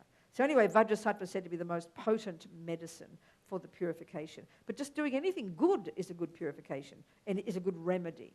But the really potent one is this one, they all say, this 3rd step, the mantra and the visualization. And the 4th step, Pabonka Rinpoche says, is the most important. Resolve. This is where you determine to change. You make a decision to change. And this is the point, if we think of karma, like this fisherman example, this young boy, little boy, we can deduce from the fact that he had a tendency to kill, that he'd been in the lower realms in the past as the result of killing. The karma ran out, he finished that karma, but the tragedy was he hadn't purified all aspects of the karma, and this is why these 4 steps are said to be so incredibly important. Because he hadn't purified all aspects, he got like miraculously, he got a human life again, because there's 4 ways that karma ripens, okay? The type of rebirth, in his case, he got a human birth. Virtue ripened at the time of his death. He got a human rebirth. But he had the other tracks of karma also. The next one was, it's called experiences, similar to the cause. So he was born into a very good life with good parents, in nice family, good friends, he had a good, really good karma as a result. Very good things. Called experiences similar to the cause. The next kind is called the tendencies, your actions similar to the cause, all your tendencies.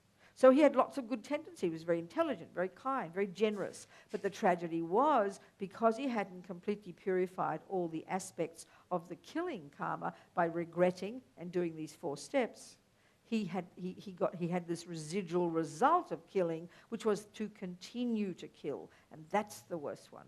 This is the tragedy. His entire life just tipped down the toilet. So when he died, the lower realms again. In fact, this awful story, it's a dramatic story, because I met this mother at Courtin Monastery in the 90s.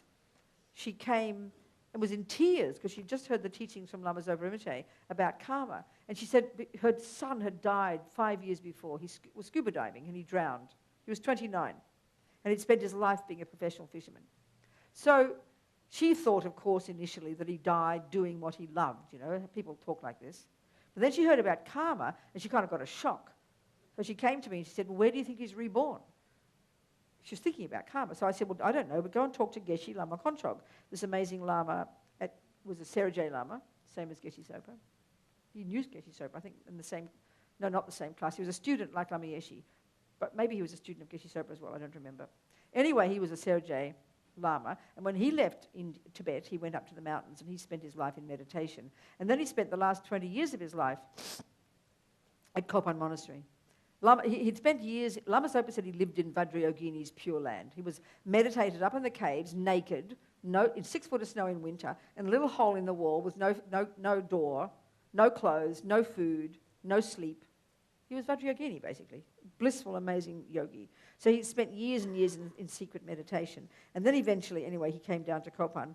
And Lama Yeshe said that Lama Zopa said, when Lama Yeshe passed away at Courtin in about 1982, that's where Yangtze Rinpoche was first, he was in the care of Lama Yeshe and Lama Zopa, Yangtze Rinpoche, when he was a little boy. Because he was the reincarnation of Lama Yeshe's guru, Yangtze Rinpoche is. You know all this, I think. So anyway, Lama Yeshe, when Lama Yeshe passed away in 84, Lama Zopa said all the smiles went away at Courtin. But when Geshe Lama Kontrog came, all the smiles came back. So he spent the last 20 years of his life. So anyway, he was there, and I said to her, why don't you go and see Geshe Sonam? Ask him. And these lamas never tell you what they see normally, because of course clairvoyance is one of their low-level realizations, you know. So she went to see him, and she mentioned her son's name, and she said, where is he reborn? And he kind of checked his computer, basically, his inner computer, just like instantaneous, you know. And he said, oh, first he was born in the animal realms, and now he is in the hell realms. And she was shocked, and she said, oh no, what can I do for him? And it was very moving. Geshe Sonam said, he kind of laughed sadly and said, what do you mean for him? He said, for everybody. And this woman is not even a Buddhist. I saw her years later. I always tell this story. And she said it was very moving for her to hear this, you know. It really helped her mind, which is unusual because they normally never tell you what they see. It was very powerful. So there he is, having not purified in the past, having the lower realms, which finish the main karma, but the residual result, which is the tendency to keep killing. That's what the tendencies are. Look at the tendencies we have. We mightn't go around killing many beings. We lie, we steal, we eat too much, we think about sex all day, we want to harm people. All these tendencies we have, killing especially. This one we're talking, this is your question, I'm getting to all your question, you know.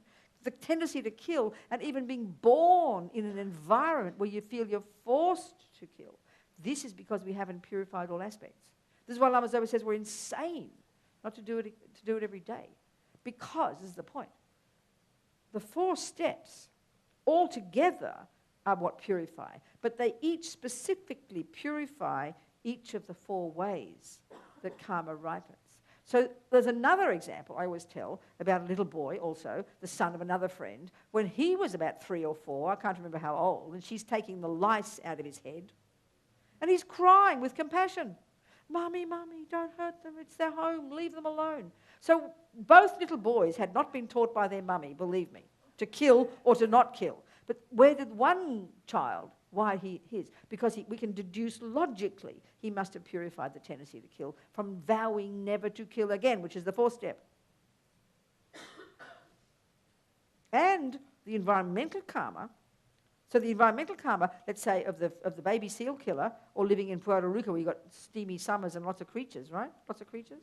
Okay. So, you know, you've got the karma to meet, you've got an environment of sentient beings where you feel like you've got to kill them. I mean, I know in India one time in the rainy season, not the rainy season, at the end of the rainy season in Varanasi, I was in this hotel, and the glass doors, you know, it was like Jurassic Park. I mean, these big creatures bashing up against the doors. I mean, you go to the Bodh Gaya Stupa, and as the sun goes down, the whole ground is a carpet of these beings, you know. It's like it's unbelievable karma. Do you understand? It's unbelievable.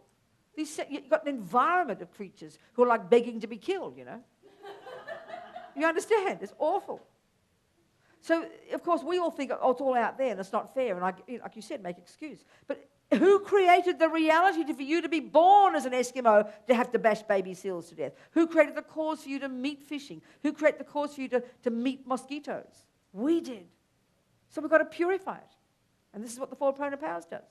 So regret is the one that purifies the kind of karma called experiences similar to the cause. So one of the results, all the karmas have all 4, you can have any or all of the 4 results. So killing, one example, killing.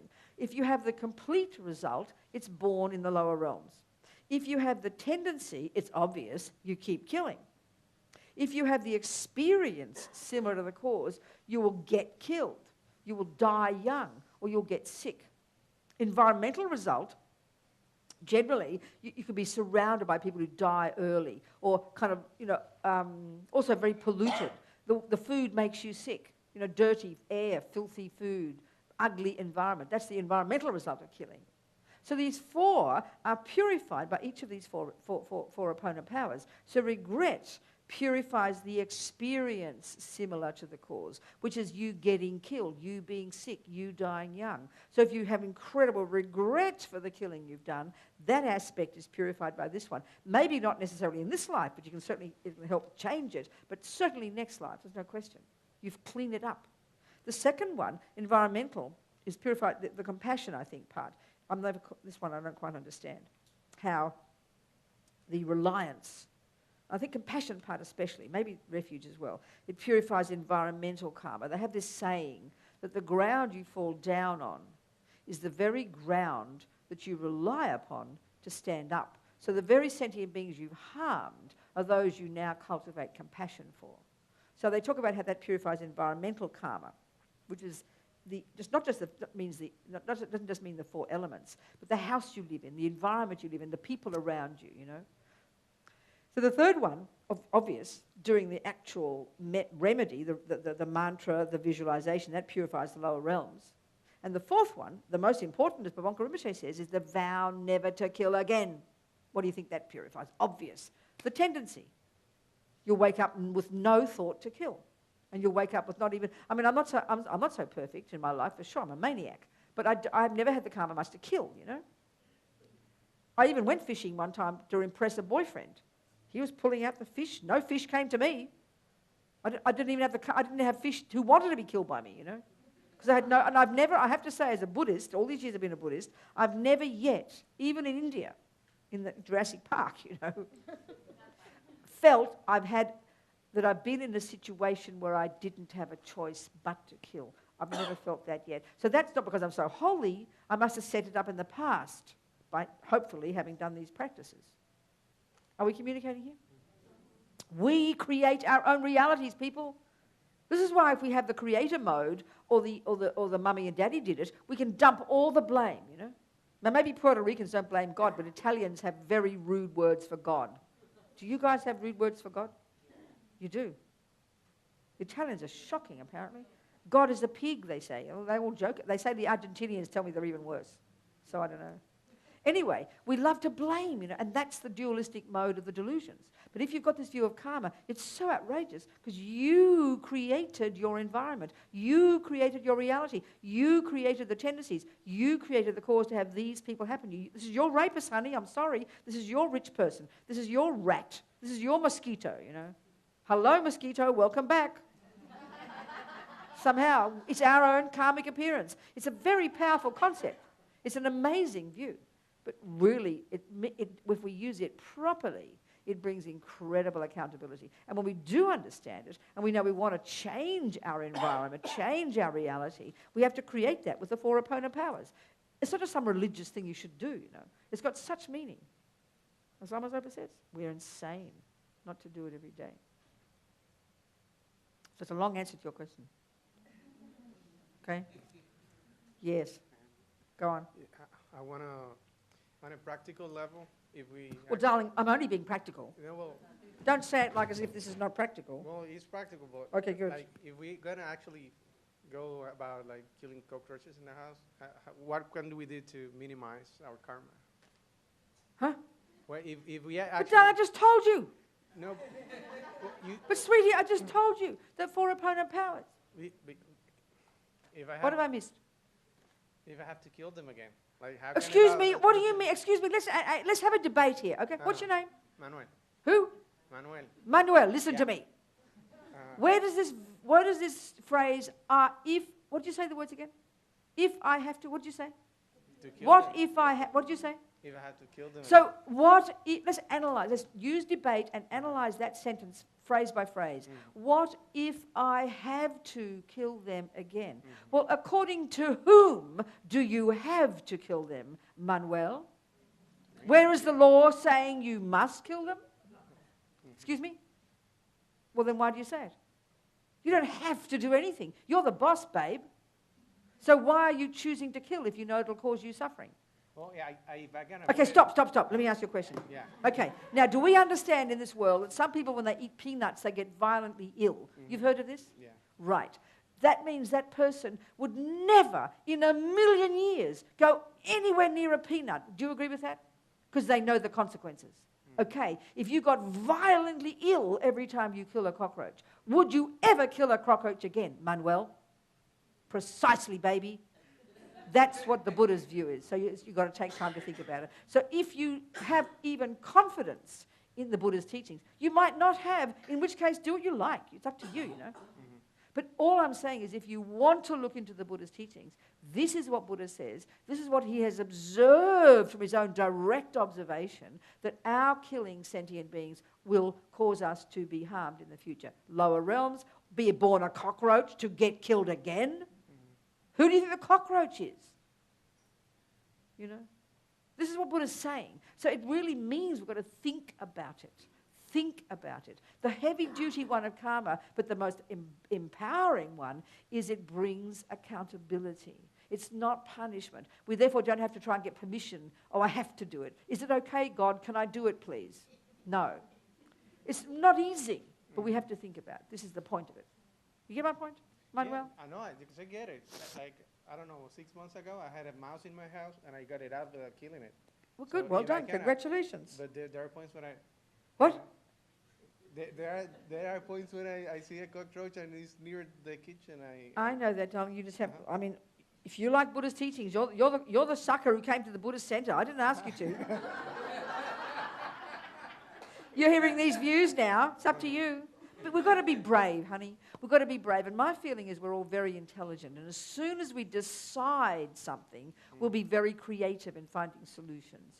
So it's really hard one. And forget compassion yet. I'm not even talking compassion yet. The real one is looking into the consequences for ourselves, which is very abstract for us because we don't get the pain straight away, you know?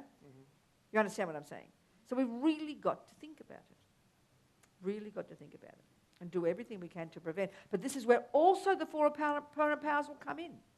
Because those cockroaches, really and truly, we've got karma with sentient beings. So these are your cockroaches, Manuel. They're not in my house. Do you understand my point? They're yours. So sort of high cockroaches. So then if they're there from past karma of yours, then if you change it by purifying, maybe they'll go away. So have compassion. Blow mantras on them. Keep your house clean. Be practical. Regret any harm you've ever done to these sentient beings in the past, really sincerely. Vow never to do again. And don't be surprised if things change. I've heard people say this many times. Yeah, it has actually. Well, good. There you go. Keep trucking, babe. Okay. What else? 10 to 9. Nearly time to go home. Anyone else? Any questions? No? Yes, sweetheart. Good. Come on.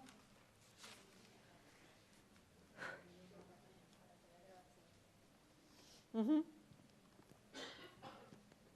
Yes. So you need to be a vegetarian if you want to be a true Buddhist. Well, I remember one Lama saying, maybe eating, the point is this, maybe eating meat can lessen our compassion. So it depends on the person.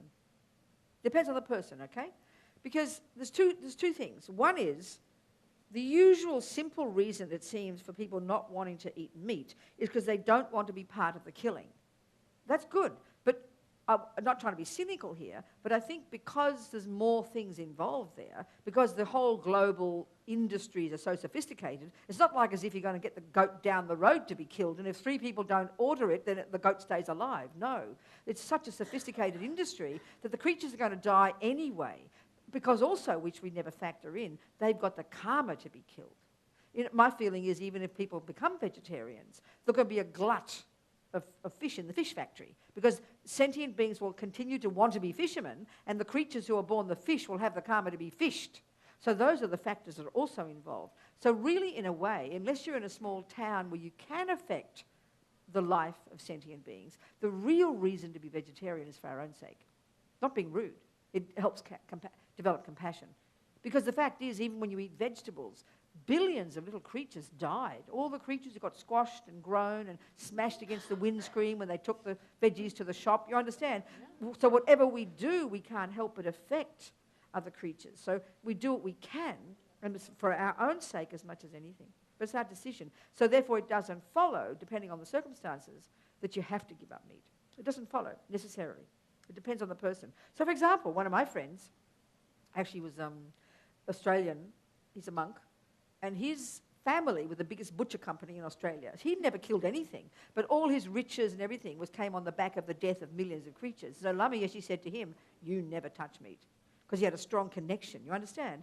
But some other person who doesn't kill anything, who really is compassionate, for them to eat meat doesn't necessarily follow it's negative. It doesn't follow every time. But if you ask someone to kill it directly, generally speaking with karma, whether good karma or bad karma, the closer you are to the action, the more powerful the result is, you know. So there's so many variations of situations.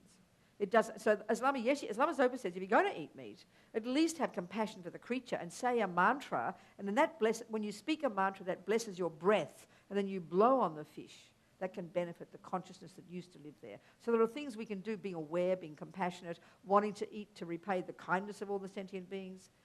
Do you understand? There's many approaches to it. It's not that rigid, not that strict if you interpret it. Do you understand? Yeah, thank you. What else? That's it? Time to go home? Yes, darling. Plenty of time. Look, it's only 10 to 9. Yes. As we've been having this conversation, Yes. it has occurred to me, and I wondered if the Buddhist scholars had Yes. done much thinking about the debate, the ethical debate on euthanasia. Yes, of course. Very Because clear. Very clear for Buddhists, yes. It's very common, for example, with our pets. Yes, that's right. Okay, but now there's a lot of talk about with people. That's right, exactly. Exactly. No, it's very clear in the Buddhist position. Very clear, very crystal clear. So let's analyze the situation. Okay. It's the same as we said about the mouse. Remember the mouse in the kitchen? Yeah. And let's say you. What's your name? Linda. Okay, Linda has a mouse in her kitchen. Okay. Robina has a mouse in her kitchen. So I gave the scenario. First of all, any action we do, which means the word karma, which is an action starting with our thought to do it and then carried out by the body and speech. You understand? So in this case, there's the intention to kill the mouse. You've got it, I've got it. The mouse is there, the object, you do the action, and then the result, the mouse is dead. That's a complete action, roughly speaking. And the Buddha would say those seeds will grow in your mind and then ripen as future rebirths, suffering rebirths. Okay, so what I was pointing out before, the very clear difference in terms of the karma we create, you and I, because I am motivated by the wish to harm this mouse because I hate it, that's why I leave a negative imprint in my mind. And you, because you have a compassion, yeah, to kill the mouse, you think it'll help the mouse, don't you? Because it's suffering. That's what euthanasia is, right? So do you see my point? That's what euthanasia is. It's the thought that if I kill the mouse or my grandma, it'll help them. You understand? Stop their suffering. You agree with that? So that's compassion. But the Buddha would say there's maybe no wisdom there. So let's look at that part.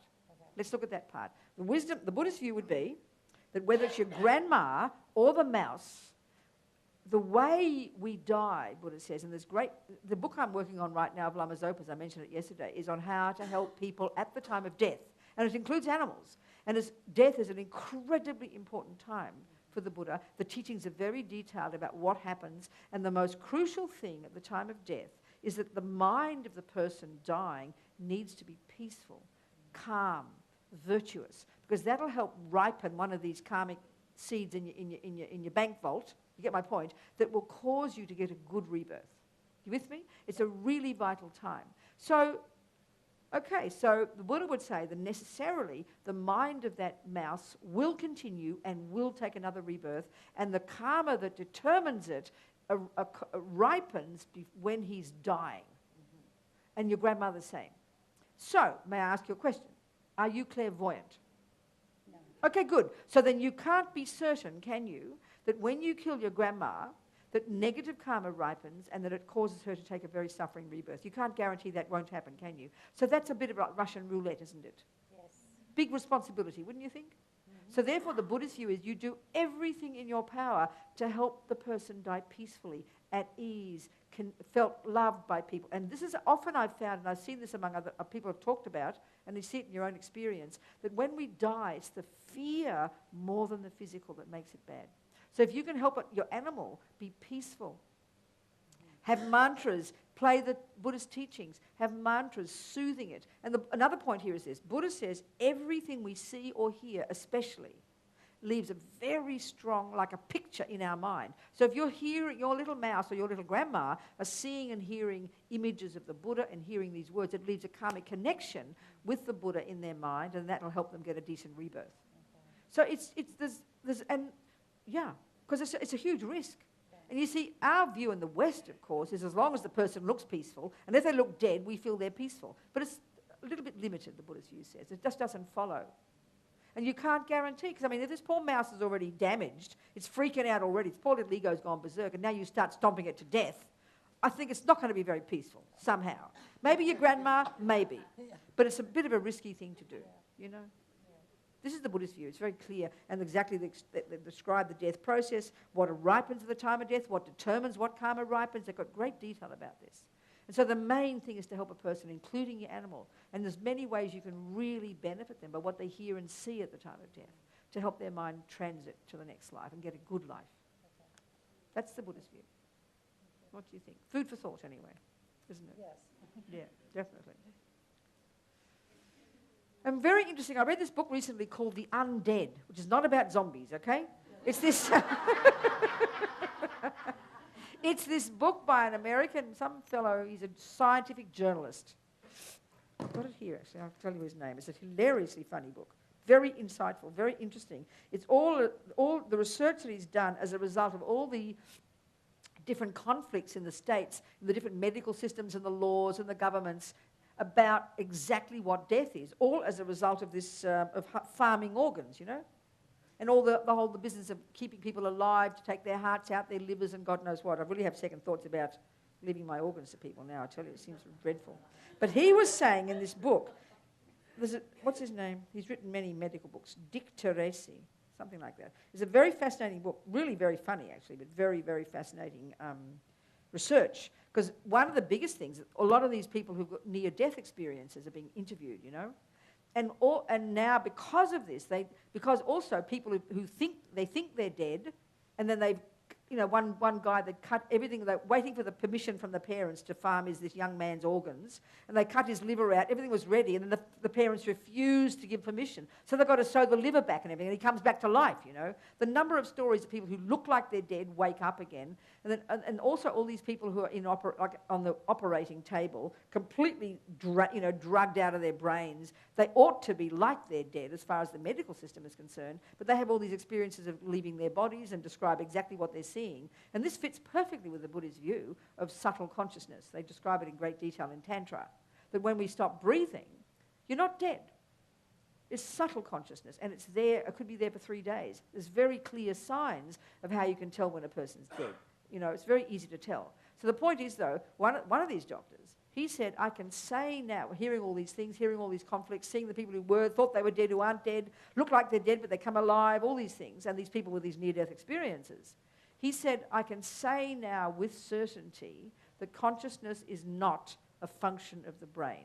He said, I haven't got a clue what it is, but I can say it's not a function of the brain, which is really helpful. But oddly enough, he's an incredible researcher, but he hardly mentions the Buddhist findings, all the Tibetans, which is most fascinating. He must have just missed out on that, because there's amazing stuff with the Dalai Lama and all these people doing exactly this research, you know. So exactly what happens at death and when and how long it takes, it's a major point for the Buddhists, especially the Tibetans. They really know this stuff well, you know. 9 o'clock. Oh, do my advertisement, okay. Give us one of them. I've got an advertisement. Excuse me. Just that somebody, when I was running the prison project, for many years I ran pilgrimages every year to India and Nepal, you know. Amazing experiences going to these places of the Buddha, where Buddha went. And I mean, the number of people who'd say they had special experiences, special dreams, it was such a special experience. So anyway, I'm doing one again this year and again next year, and it raises money for a thing I've got called the Bodhicitta Trust, which raises money to help Lamas Opa centres and everything. So I'm leading one in October, November. This is postcards, that's all. That's my advertisement, okay? So you can take a postcard and put them out there. All right? That was my ad. Did I say it too fast? Okay. That's it? Enough? Food for thought? Okay. I did try to talk slower tonight. Did it work? He noticed. Hey? He noticed. Okay. Thanks, everybody, very, very much. So we dedicate, but give meaning to these holy words we're going to say. You know, think that for 2 hours we've been here, and look how quick it goes. So quick, 2 hours, gone like a flash. Every as many moments as we can count, this is how Buddha would say, is as many seeds every one of us has planted in our mind. So here we are for 2 hours being so virtuous, listening hard to the meaning of life and reality and this and that, and incredible. We've sowed amazing seeds in our mind. Be so delighted with yourself and realize you're not the same person who walked in the room 2 hours ago. You've done 2 hours of gardening. You've sown a million new marvelous seeds, so be very happy. Then think, may we nourish these seeds which we have planted, which we put there out of compassion, may we nourish them with our practice from this moment forward so that they do grow in the future as the development of our amazing Buddhahood for the sake of every single sentient being, which is why we did it. This is really what dedication means. So be very delighted, very happy. A fruitful 2 hours, okay? And then we also have the prayer of bodhicitta. May bodhicitta grow and grow in the hearts of all. And then whatever else you say. Primero hacemos la oración de larga vida por el maestro Yansi Rinpoche y todos los lamas que enseñan el Dharma. Madre Tare, liberando del samsara. Tú Tare, liberando de los 8 temores. Tara, Madre que libera. Por favor, otorga el don de la longevidad. Por las bendiciones de los gurús raíz y del linaje. Por los logros espirituales de los Jidan, dioses y diosas, por los métodos hábiles de las dakinis y los protectores del Dharma, que podamos realizar gozosamente la esencia de nuestras esperanzas.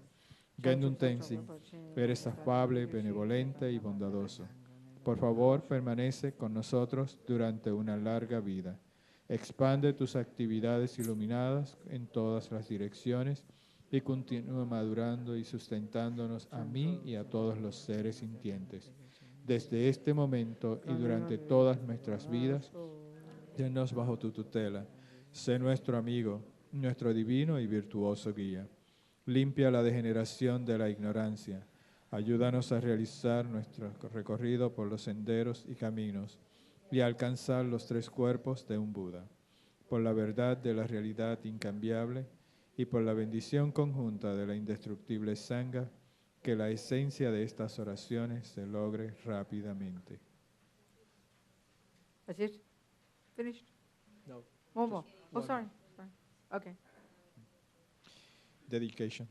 Okay. Que por los méritos de esta virtud pueda alcanzar rápidamente el estado de un Guru Buda y pueda llevar a este estado a todo ser sin excepción. La mente de iluminación es suprema y muy preciada. Que donde no ha surgido surja, que donde ha surgido no disminuya, que cobre cada vez más fuerza. La visión correcta del vacío es suprema y muy preciada. Que donde no ha surgido surja, que donde ha surgido no disminuya, que cobre cada vez más fuerza. Así como el valiente Manjushri Samantabhadra distinguieron los fenómenos tal cual son, yo también dedico estos méritos en la mejor forma, siguiendo su ejemplo perfecto. Dedico todas estas raíces de virtud con la dedicación que es considerada la mejor por los victoriosos asidos de los 3 tiempos para poder realizar todas las buenas obras. Finish.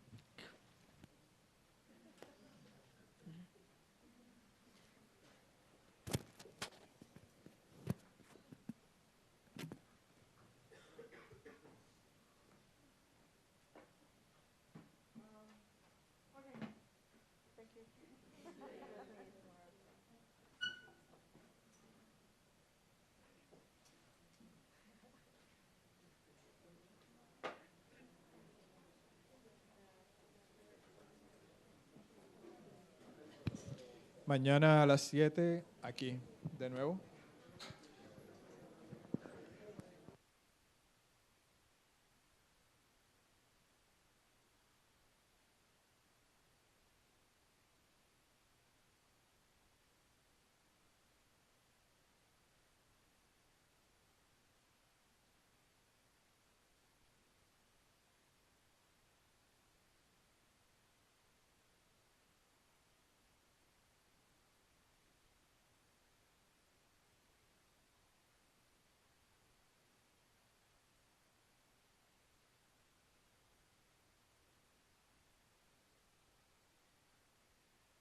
Obtener el estado de Buda para beneficiar a todos los seres.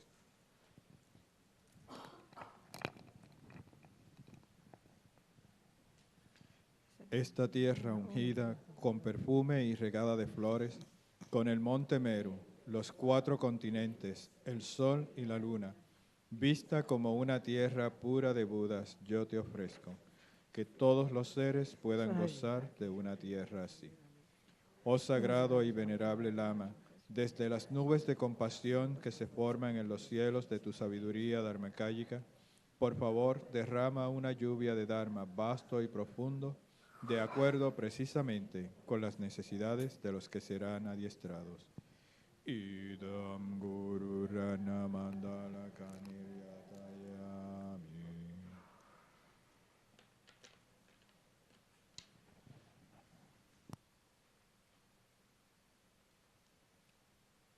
So, like we were talking yesterday, is that not too loud? No? It's okay? So, we were talking yesterday, this more advanced way of understanding attachment, which is actually taught in the Bodhisattva part of the path.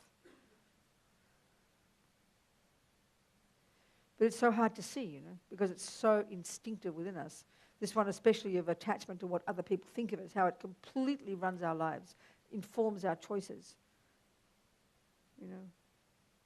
And especially in that part of the path where it's actually I think it's in the context, isn't it, of that approach to achieving bodhicitta called lojong, mind, where this or exchanging self for others, in which we learn about all the business of transforming problems into happiness. But as Pabonka Rinpoche says in the Lamrim, to do this level of practice, we need to be suitable vessels.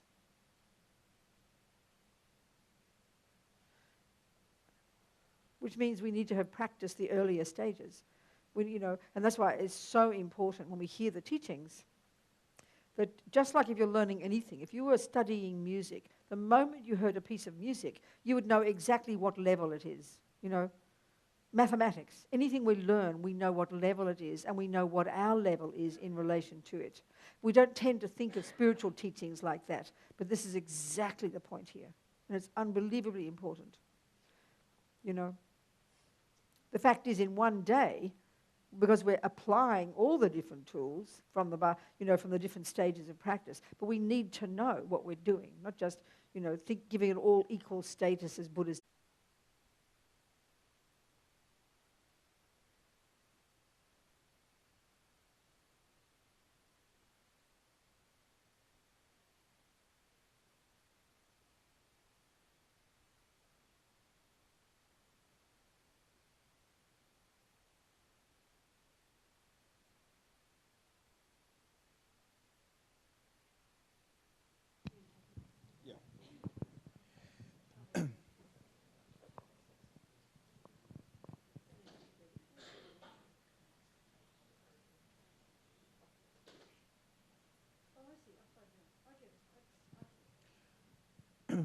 Refuge?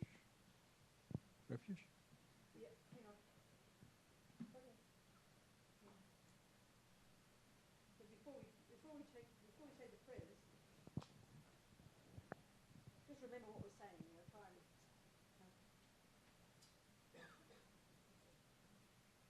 Try and make sure we put into our hearts the meaning of the words. We're going to sing a prayer that the first part of which expresses our reliance on the Buddha and his teachings, and that's important. And then the second part is expressing this amazing altruistic reason or motivation or goal for our being here together, listening to Buddha's teachings, this bodhicitta, this outrageous state of mind that wants only to help others and never stopping working on ourselves to become a Buddha, because then we'll be fully qualified to help others. That's our long-term perspective, expressing these thoughts. And then making an offering of all the contents of the universe to the Buddha, as if he were here himself, giving us the teaching, as a request for the teaching. Okay. Voy por refugio hasta alcanzar la iluminación, al Buda, al Dharma y a la Asamblea Suprema, por los méritos que acumule practicando la generosidad y demás perfecciones, que pueda obtener el estado de Buda para beneficiar a todos los seres. Voy por refugio hasta alcanzar la iluminación, al Buda, al Dharma y a la Asamblea Suprema. Por los méritos que acumule practicando la generosidad y demás perfecciones, que pueda obtener el estado de Buda para beneficiar a todos los seres. Voy por refugio hasta alcanzar la iluminación, al Buda, al Dharma y a la Asamblea Suprema. Por los méritos que acumule practicando la generosidad y demás perfecciones, que pueda Be a saint. And that really is a good word. You know, we hear about saints, and we immediately put them up there and think, well, they're just born that way. They're special. And you don't go to a course to become like Saint Therese of Lisieux. There's no course out there, oh, I'd like to become like Saint Therese, please, and, you know, suffer for God and become a nun when I'm 14. You think she's born a saint. She just is a saint. But this is exactly what the Bodhisattva path is. They're saints, you know. We're learning to go way beyond the normal worldly understanding of what we as humans are capable of. And this is the point that's so outrageous about Buddha's teachings, his Mahayana teachings especially. So we should take them deadly seriously. They're really difficult. It seems to me that actually it's easier to deal with emptiness, you know, with the wisdom teachings. They're kind of manageable. But the bodhicitta teachings, insane. Loving your enemies. I mean, it sounds so crazy, you know. All those teachings are part of this. So unless we have some, you know, unless we have some deep, reasonable understanding as a basis of the very first stages of teachings, which is the Buddha's teachings of karma, you learn that in junior school. The basic practice at the first level of teachings, the junior school level, the lowest scope, it's abiding by the laws of karma. And this already is difficult enough, you know. There's not even real much discussion there about the mind. That comes later in the middle scope, where we learn to deeply understand the mind and really learn to unpack and distinguish between all this big soup of emotions in our head, you know. Like the first level of practice seems almost like doesn't even seem like spiritual practice. I think maybe I mentioned yesterday, where Buddha has his little checklist of 10 don'ts. Well, the first 7 are about the body and the speech. And basically, Buddha's telling us to behave nicely. That's all it is. Our mummy would say to us, behave nicely. We don't think that's spiritual practice. We just think that's kind of common sense, you know. And Buddha doesn't own this. He doesn't create this up. He didn't make this up. Like I said yesterday, I think good communists would behave nicely. Good Christians, good Muslims, good materialists all agree in behaving nicely, treating other people nicely, not killing, not lying, not stealing. Well, this is Buddha's first level of practice. So why would he tell us something so simple? Well, I think we began to look at this yesterday, really getting very, very clear. And this is so important as a basis for understanding the later parts of the teachings, you know, because they do go progressively and they get more advanced. So this is where it's really crucial to understand what, you know, again, remind us of where Buddha's teachings come from. We know Buddha's not a creator. We think this, we know this, you know. Teachings, there's very different, there are many levels of it. So every time you control your speech and don't say those bad words, you're practicing junior school. It's the very first level of practice, the lowest scope of the Lamrim. Or as Lama Zopa calls it, you know, the practice of the being of lowest capability. I prefer to call it junior school. It works immediately for our mind. We get that one. Not this medieval phrase, you know, it's hard to understand.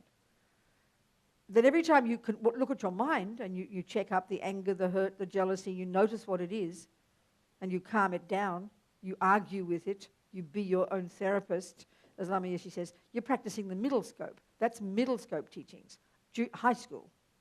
Every time you're generous to another sentient being, you know, that's university. That's the Mahayana part of the path to enlightenment. So we need to know this, though. You know, we need to know where all the teachings fit, because certainly this whole level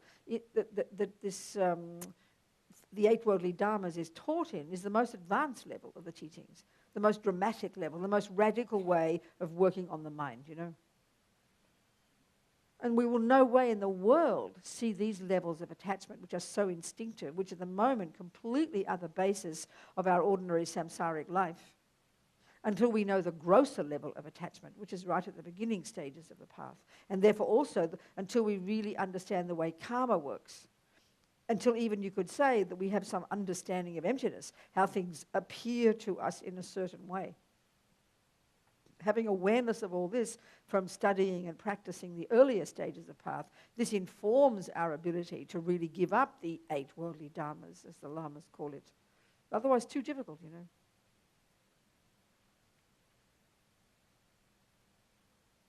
And certainly, our ability to understand the 8 worldly dharmas. So, for example, you know, the discussion we had yesterday about the confusion between whether it's a kind action to your family, being compassionate, or whether it's your own attachment to reputation.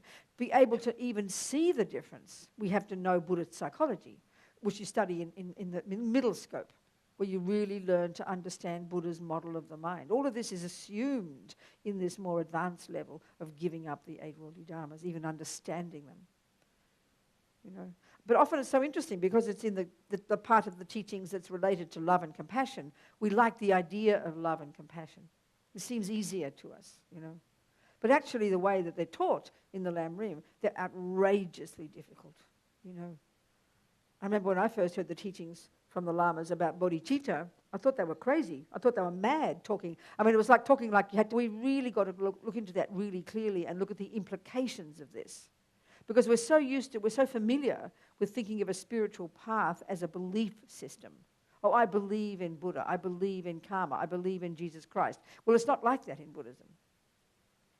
The reason we say believe in something, because it's coming from a creator religion. And a creator necessarily, a superior being, God, is not to be, you don't, it would be considered extremely arrogant to go into Buddha, into Jesus Christ's teachings and to prove him wrong.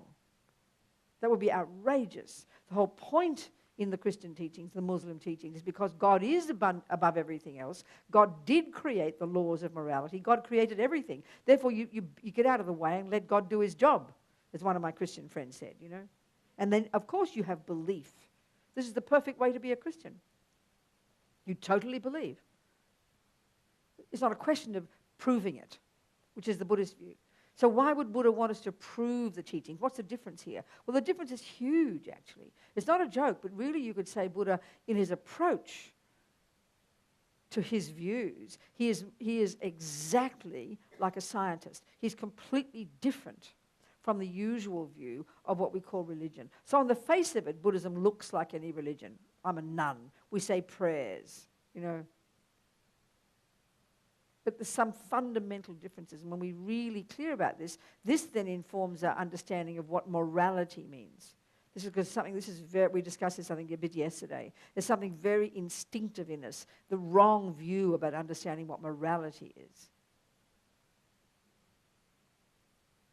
So because Buddha was a regular guy, just like everybody else, like you and me, he was deluded. He was a samsaric person before he became a Buddha. And where did, therefore, all his ideas come from? I remember, it's very interesting. We all ask the same questions. I see this all over the world. I think that we all ask the same questions. But I have to say, there's one question I've only ever heard once. And it was very curious. It was from a scientist in New Zealand. And he said, who revealed the teachings to Buddha? Because that's the natural assumption about a religion, isn't it? You know, Joseph Smith under the tree, he got the teachings that are now called Mormonism. You know, Moses gave somebody, or whoever it was, I don't know, who gave Moses? I forget. Thank you very much. All of this. You get my point. It's always revealed. This is the idea, the whole concept of a creator. It's coming from on high, that's above everybody else and is not attainable. That's the meaning. This is the kind of the way the reification process. This is the point about the creative